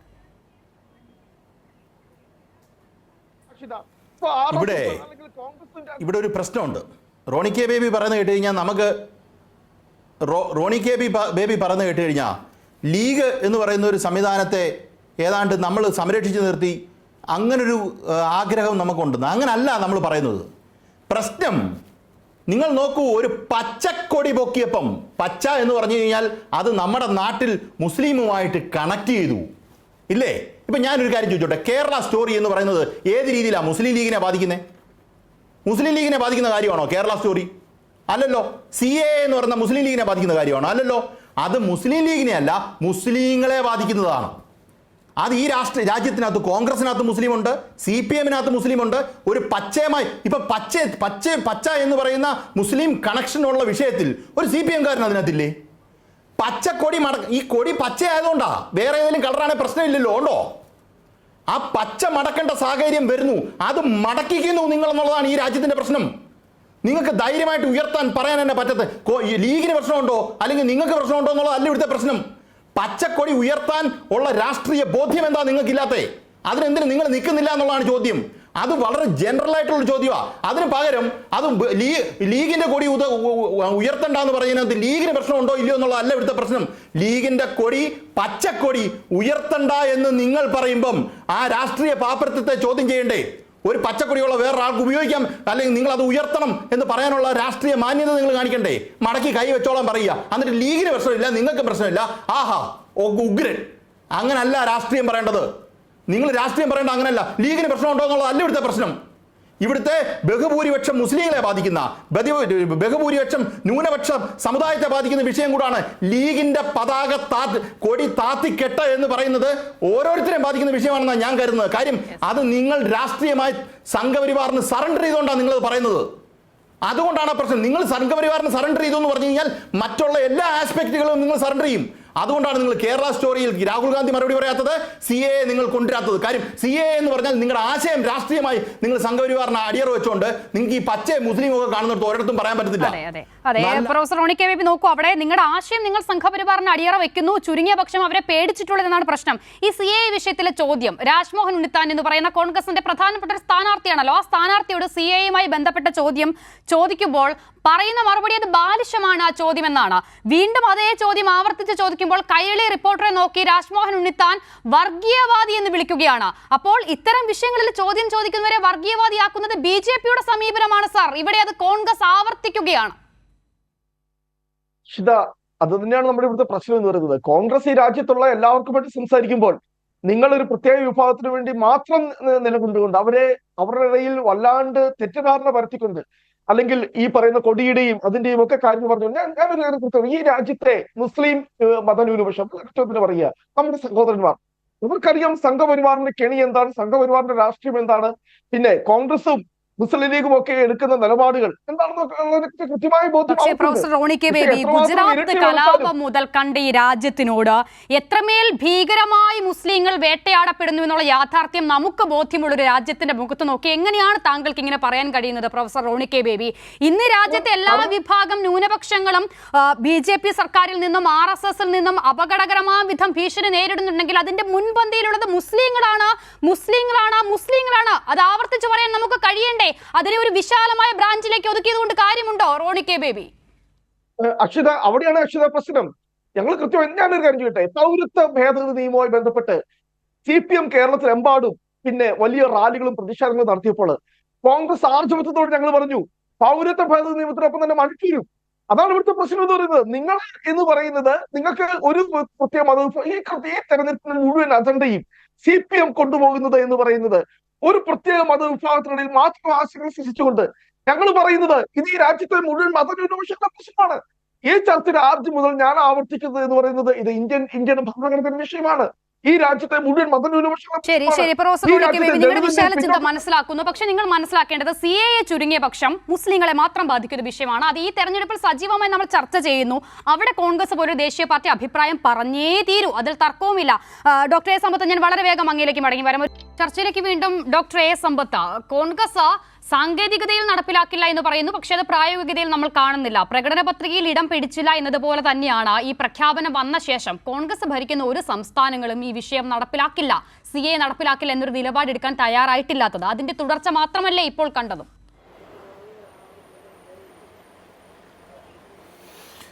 അസിത, ഇത് ഈ പൗരത്വ നിയമ ഭേദഗതിക്കെതിരായി ഏതെങ്കിലും ഒരു പ്രത്യേക മതവിഭാഗത്തിൽപ്പെട്ടവർ മാത്രമല്ല, നിരവധി മതവിഭാഗങ്ങളിൽപ്പെട്ടവരും നിരവധി സംഘടനകളിൽപ്പെട്ടവരും, അത് CPIM മാത്രമല്ല, മതനിരപേക്ഷ വിശ്വാസികൾ മാത്രമല്ല ഇതിനെതിരായി രംഗത്ത് വന്നിട്ടുള്ളത്. ഇവിടെ ഈ ഞാൻ നേരത്തെ സൂചിപ്പിച്ചതുപോലെ എടുക്കുന്ന നിലപാട് ധീരമായിരിക്കണം. രാഷ്ട്രീയം ജനങ്ങളോട് പറയുക, പഠിപ്പിക്കുക, രാഷ്ട്രീയ പ്രവർത്തനം നടത്തുക, അതെല്ലാം വളരെ ദുഷ്കരമായ ഒരു കാര്യമാണ്. പ്രസ്താവന എഴുതി കൊടുത്തത് കൊണ്ട് മാത്രം അതായില്ല. ഏതെങ്കിലും ഒരുപാട് പ്രചാരമുള്ള ചില പത്രങ്ങൾ രാവിലെ വീട്ടിലെത്തിയത് കൊണ്ട് അത് വെച്ച് രാഷ്ട്രീയ പ്രവർത്തനം നടത്താമെന്നും ആരും തെറ്റിദ്ധരിച്ചു കളയരുത്. ഞാൻ ഒരു മിനിറ്റ് എടുത്തൊരു കാര്യം പറഞ്ഞോട്ടെ. നമ്മൾ ക്രിസ്മസ് ആഘോഷമെല്ലാം കഴിഞ്ഞിട്ട് ഇപ്പോൾ ഒരു 3 മാസം കഴിഞ്ഞിട്ടേ ഉള്ളൂ, ഏപ്രിലേക്ക് എത്തിയതല്ലേ ഉള്ളൂ. യുണൈറ്റഡ് ക്രിസ്ത്യൻ ഫോറത്തിൻ്റെ ഒരു കണക്ക് പുറത്തു വന്നിട്ടുണ്ട്. ആ കണക്ക് പ്രകാരം കഴിഞ്ഞൊരു 3 മാസ കാലയളവിൽ ഇന്ത്യയിൽ ക്രിസ്ത്യാനികൾക്കെതിരെ നടന്നത് 161 അക്രമങ്ങളാണ്. ആ 161 അക്രമങ്ങളിൽ ഏറ്റവും കൂടുതൽ അക്രമങ്ങൾ നടന്നത് ഉത്തർപ്രദേശിലാണ്. ആ ഉത്തർപ്രദേശിൽ നടന്നത് മാത്രമല്ല, വിവിധ കള്ളക്കേസുകളിൽ കുടുക്കി 122 ക്രിസ്ത്യാനികളെ അറസ്റ്റ് ചെയ്തിട്ടുണ്ട്. ഈ കഴിഞ്ഞ ഏതാണ്ട് ഒരു 3 മാസക്കാലത്തിനിടയിൽ 30 പുരോഹിതന്മാർ അറസ്റ്റ് ചെയ്യപ്പെട്ടു. കഴിഞ്ഞ 4 വർഷക്കാലം ഈ നമ്മൾ ഛത്തീസ്ഗഡ് ഭരിച്ചതാരായിരുന്നു? കോൺഗ്രസ് അല്ലയോ? ഈ കഴിഞ്ഞ തെരഞ്ഞെടുപ്പിലല്ലേ ഭൂപേഷ് ബാഗലിൻ്റെ അധികാരം പോയത്? ആ സംസ്ഥാനത്ത് ക്രിസ്മസ് കാലയളവിൽ അവിടെ RSSൻ്റെ സംഘപരിവാറിൻ്റെ അവരുടെ നേതൃത്വത്തിൽ അഴിഞ്ഞാട്ടം നടത്തി ഭീകരമായ അക്രമങ്ങളാണ് നടത്തിയത്. ആ അക്രമങ്ങൾ ഗ്രാമീണരായിട്ടുള്ള ക്രിസ്തുമത വിശ്വാസികളാണ് എന്ന കാരണത്താൽ അവർക്ക് പൊതുക്കിണറിൽ നിന്ന് വെള്ളമെടുക്കാൻ പോലും കഴിയാത്ത സ്ഥിതി, കുട്ടികളെ സ്കൂളിൽ അയക്കാൻ കഴിയാത്ത സ്ഥിതി, പുറത്ത് ഇറങ്ങി നടക്കാൻ കഴിയാത്ത സ്ഥിതി, അത്തരത്തിലുള്ള അവസ്ഥ. ഒരു നടപടിയും ആ ഗവൺമെൻറ്റിൽ നിന്നുണ്ടായില്ല, തീരുന്നില്ല കാര്യങ്ങൾ. ഈ സംഘപരിവാറിൽ ഇവരെല്ലാം ചെയ്തത് ഈ കഴിഞ്ഞ ക്രിസ്മസ് കാലയളവിൽ ഒരു 2 മാസക്കാലം അവിടം തൊട്ട് തുടങ്ങി 2-3 മാസക്കാലയളവ് അവർ ഖർവാപ്പസി നടത്തി. ആ ഖർവാപ്പസി നടത്തിയതിന് ശേഷം ഒരു ഓർഗനൈസറൊക്കെ എടുത്ത് വായിച്ചാൽ മതി, അവരിങ്ങനെ അവരുടേതായ മാസികകളുണ്ടല്ലോ അതിനകത്ത്, ആയിരക്കണക്കിന് കുടുംബങ്ങളെ ഞങ്ങൾ തിരിച്ചു കൊണ്ടുവന്നു എന്നതാണ്. എവിടെയാണ് കോൺഗ്രസ്? ഈ മതനിരപേക്ഷത സംരക്ഷിക്കണമെന്ന് നമ്മൾ പറയുമ്പോൾ ഒരു കാര്യം ഓർക്കണം, ഇന്ത്യയിൽ വർഗീയ കലാപങ്ങൾ നടക്കാത്തൊരു സംസ്ഥാനത്താണ് നമ്മൾ ഈ ചർച്ചയിൽ പങ്കെടുക്കുന്നത് എന്ന കാര്യം. ഇവിടെ ഒരു വിശ്വാസിയും ആ വിധത്തിൽ ആക്രമിക്കപ്പെടാൻ, അവരെ അത് ചോദ്യം ചെയ്യുന്നതിന് മറ്റു വിധത്തിലുള്ള സാമൂഹ്യ വിരുദ്ധരെ അനുവദിക്കാത്തതായിട്ടുള്ളൊരു ഗവൺമെൻറ് ഈ സംസ്ഥാനത്തുണ്ട് എന്നുള്ളതാണ്. മതനിരപേക്ഷത സംരക്ഷിക്കുക എന്നത് എളുപ്പമുള്ള കാര്യമല്ല. അതിനുവേണ്ടി പ്രവർത്തിക്കുന്നത് ജനങ്ങൾക്കിടയിൽ വളരെ ദുഃഖകരമായ അനുഭവങ്ങൾ പലപ്പോഴും ഈ കേരളത്തിൽ ഉണ്ടായിട്ടുണ്ട്. ചാലക്കമ്പോളം വെന്ത് വെണ്ണീറായത് ഓർമ്മയുണ്ടല്ലോ, മുമ്പ് പട്ടാളം റോന്ത് ചുറ്റേണ്ടി വന്നത് ഓർമ്മയുണ്ടല്ലോ, CRPC 144 പ്രഖ്യാപിച്ചത് ഓർമ്മയുണ്ടല്ലോ, വെടിവെപ്പുകൾ ഓർമ്മയുണ്ടല്ലോ. അതെല്ലാം നടന്ന മണ്ണാണ്. പക്ഷേ അറിയണം, ഒരു കാലത്ത് സ്വാമി വിവേകാനന്ദൻ വന്നിട്ട് ഈ തലയിൽ കൈവച്ചിട്ട് അദ്ദേഹം തന്നെ ഭ്രാന്താലയമെന്ന് ഈ മലയാള മണ്ണിനെ വിളിച്ചിട്ട് പോയ ഇതേ ഇടം ഇന്ന് ദൈവത്തിൻ്റെ സ്വന്തം നാട് എന്ന് ലോകം ഉദ്ഘോഷിക്കുന്ന നിലയിലേക്ക് നാം എത്തിയിട്ടുണ്ടെങ്കിൽ അതെല്ലാം പെട്ടെന്ന് നേടിയെടുത്തതല്ല, തലമുറകൾ നീണ്ടുനിന്ന വലിയ പ്രയത്നങ്ങളുടെ ഫലമായിട്ട് നേടിയെടുത്തതാണ്. ആ നന്മകൾ നിലനിർത്താനാണ് ഇടതുപക്ഷം പ്രയത്നിക്കുന്നത്. അതിനുവേണ്ടിയാണ് CPI മുൻകൈ എടുത്ത് പ്രവർത്തിക്കുന്നത്. ഇതിനെല്ലാം അട്ടിമറിക്കാനാണ് കോൺഗ്രസ് ശ്രമിച്ചുകൊണ്ടിരിക്കുന്നത്. അല്ല എന്ന് പ്രൊഫസർ റോണിക്ക് പറയാൻ കഴിയുമോ? കേജ്രിവാളിനെതിരായി പരാതി കൊടുത്ത പാർട്ടി ആരാ? കോൺഗ്രസ്. അവിടെ മനീഷ് സിസോദിയെ അറസ്റ്റ് ചെയ്തപ്പോൾ ഇദ്ദേഹത്തെ അറസ്റ്റ് ചെയ്യാത്തത് എന്തെന്ന് ചോദിച്ച പാർട്ടി കോൺഗ്രസ്. 2 തവണ കത്ത് കൊടുത്തു. പിന്നീട് എന്തായി? അറസ്റ്റ് ചെയ്യപ്പെട്ട് കഴിഞ്ഞപ്പോഴേക്ക് ഇപ്പോഴെങ്കിലും ദുഃഖം തോന്നുന്നില്ല ഈ കാര്യത്തിൽ. ഇപ്പോൾ എന്താണ്? കേരളത്തിൽ ഈ ഇന്ത്യ ഗവൺമെൻറ്റിൻ്റെ, യൂണിയൻ ഗവൺമെൻറ്റിൻ്റെ ഇത്തരത്തിൽ വേട്ടപ്പട്ടികളെ, ഈ ഗുണ്ട പിരിവിന്, ഹഫ്ത പിരിവിന് ചില ഗൂണ്ടകളെ അഴിച്ചുവിടുന്നത് പോലെ, കൂലിപ്പടയാളികളെ പോലെ, മെഴ്സണറീസിനെ പോലെ ഇത്തരത്തിലൊക്കെ ചില ഉദ്യോഗസ്ഥന്മാർ അത്തരത്തിൽ അവർ പറയുന്നതിൽ വല്ല അർത്ഥമുണ്ടോ? വേട്ടയാടലൊക്കെ BJPക്ക് പ്രവർത്തിക്കാനായി ആളെ കിട്ടാത്തത് കൊണ്ട് ഇത്തരത്തിൽ ഈ കവലച്ചട്ടപ്പിമാരായി ഇത്തരത്തിൽ ഈ ചില ഉദ്യോഗസ്ഥർ ഇറങ്ങി വരിക, അവർ തന്നെ ഇത്തരത്തിലുള്ള ചില പ്രചരണങ്ങൾ നടത്തുക, എന്തും ചെയ്യുക. ഞാൻ നിർത്തുന്നതിന് മുമ്പ് ഒരു കാര്യം, ബഹുമാനപ്പെട്ട കേരള ഹൈക്കോടതി ഡോക്ടർ തോമസ് ഐസക്കിനെതിരായി എൻഫോഴ്സ്മെൻറ്റ് ഡയറക്ടറേറ്റ് എടുത്ത നടപടികളുമായി ബന്ധപ്പെട്ട് ചോദിച്ചു, നിങ്ങൾ എന്താണ് ഉദ്ദേശിക്കുന്നത്? സമൻസ് കൊടുത്താലേ, ഞാനൊരു അഭിഭാഷകനാണ്, ഒരു കോടതിയിൽ നിന്നായാലും ഒരു ഇൻവെസ്റ്റിഗേറ്റീവ് ഏജൻസി ഇൻവെസ്റ്റിഗേഷൻ നടത്തുന്ന ഒരു ഇൻവെസ്റ്റിഗേറ്റീവ് ഏജൻസിയിൽ നിന്നായാലും ഒരാൾക്ക് അത്തരത്തിൽ വിളിച്ചു വരുത്തുമ്പോൾ അണ്ടർ സെക്ഷൻ ഇന്ന കാര്യങ്ങൾ, നിങ്ങളെക്കുറിച്ചുള്ള ആരോപണങ്ങൾ, അക്യൂസ്ഡ് എന്ത് കാര്യത്തിൽ, അതിൽ രേഖപ്പെടുത്തണം. അതൊന്നുമല്ല, ഞാനാണ് ഇവിടെ സർവാധികാരി എന്നുള്ള നിലയിലാണ് ഇത്തരത്തിൽ ചില കേന്ദ്ര ഏജൻസികളുടേതായ പ്രവർത്തനങ്ങൾ. ആദ്യം ഒരു ഏജൻസി വരുന്നു, പിന്നാലെ ഒരു ഏജൻസി വരുന്നു, പിന്നാലെ വേറൊരു ഏജൻസി വരുന്നു, ഇവർ തന്നെ കഥകൾ ഉണ്ടാക്കുന്നു. കഴിഞ്ഞ നിയമസഭാ തെരഞ്ഞെടുപ്പ് കാലത്തും ഇതൊക്കെ തന്നെയാണല്ലോ കേരളത്തിലെ പ്രധാനപ്പെട്ട ചില ദൃശ്യ ശ്രവ്യ അച്ചടി മാധ്യമങ്ങൾ നടത്തിയത്. അവർക്കെല്ലാം ഇതിനു വേണ്ടിയുള്ള തീയും പുകയും ഉണ്ടാക്കി കൊടുക്കുന്നതിന് ഇന്ധനമായി നിന്നതും ഈ പറയുന്ന കേന്ദ്ര ഏജൻസികൾ തന്നെയാണ്. അത് വീണ്ടും ഇവിടെ എന്നുള്ളതേ ഉള്ളൂ. അസിത നേരത്തെ ഉപമയെ പറ്റി പറഞ്ഞല്ലോ, ഞാൻ ഈ ചുരുക്കുന്നതിന് മുമ്പ് ഒരു കാര്യം പറഞ്ഞോട്ട്, മറ്റൊന്നിൻ ധർമ്മയോഗത്താൽ അത് താണല്ലയോ ഇത്, അല്ലേ എന്ന് വർണ്ണയത്തിൽ ആശങ്ക, ഉൾപ്രേക്ഷാഖ്യ അലങ്കൃതി. തീർച്ചയായും ലാൽകുമാർ, ഒരു ചുരുങ്ങി 10 സെക്കൻഡേ ഉള്ളൂ. പക്ഷേ അങ്ങനെ ഒരു കമന്റ് കൂടി നോക്കൂ. ഇവിടെ ഇപ്പോൾ കോൺഗ്രസ് CAA പറ്റി പറഞ്ഞില്ലെങ്കിലും അധികാരത്തിൽ വന്നാൽ ഇന്ത്യ മുന്നണിയാണ്. കോൺഗ്രസ് ഒഴികെയുള്ള മറ്റെല്ലാ കക്ഷികളും, ഇന്നിപ്പോൾ CPI പോലും CAA കാര്യം പറഞ്ഞിട്ടുണ്ട്. അങ്ങനെ ഒരു ശുഭപ്രതീക്ഷ രാജ്യത്തിന് വെക്കാമല്ലോ അല്ലേ? നിശ്ചയമായും. നോക്കൂ, കോൺഗ്രസ് ഒഴിച്ച് ബാക്കിയുള്ള രാഷ്ട്രീയ പ്രസ്ഥാനങ്ങൾക്കെല്ലാം ആ കാര്യത്തിൽ നിലപാട് കൃത്യമാണ്. അതാ ഞാൻ പറഞ്ഞു വരുന്നത്. ആ ഇരട്ടത്താപ്പ് കാണിക്കുന്ന ആരാണ്? കോൺഗ്രസ് മാത്രമേ ഉള്ളൂ. വേറെ ആരാ? CPIക്ക് പ്രശ്നമുണ്ടോ? CPMന് പ്രശ്നമുണ്ടോ? ഈ പറഞ്ഞ കൂട്ടത്തിൽ നിൽക്കുന്നവർക്ക് ആർക്കും പ്രശ്നമില്ല. ഇവർക്ക് സ്റ്റാലിൻ പറഞ്ഞത് എന്താണ്? DMK ഏറ്റവും കൂടുതൽ സീറ്റ് ഇന്ത്യ മുന്നണിക്ക് കൊണ്ടുവരാൻ പോകുന്ന ആൾക്കാരിൽ ഒരാളാണ്. ഇവർക്ക് മാത്രമേ ആശയവ്യക്തത ഉണ്ട്. അവർക്ക് ആശയവ്യക്തത ഉള്ളതുകൊണ്ട് അവർ ചെയ്യുന്നത്. ആശയവ്യക്തത ഇല്ലാത്തതല്ല, ആശയവ്യക്തത കൃത്യമായിട്ടുണ്ട്. കാര്യം അവർ ഉയർത്തിപ്പിടിക്കുന്ന ആശയം എന്ന് പറഞ്ഞാൽ ഒരു ഹാർഡ് ലൈൻ ഹിന്ദുത്വം അല്ല, സെമി ഹിന്ദുത്വമാണ്. അൾട്ടിമേറ്റ്ലി ഉപ്പോളമൊക്കെ ഉപ്പിലിട്ടെന്ന് നമ്മൾ പറയുമെങ്കിലും 2 ഉപ്പിന്റെ അംശമുള്ള സാധനം തന്നെ, വേറെ മാറ്റമൊന്നുമില്ല. ക്ലിയർ ആണ്. വളരെ നന്ദി doctor A Sampath, professor Roni K Baby and Lalkumar news and വ്യൂസിൽ സഹകരിച്ചതിന്.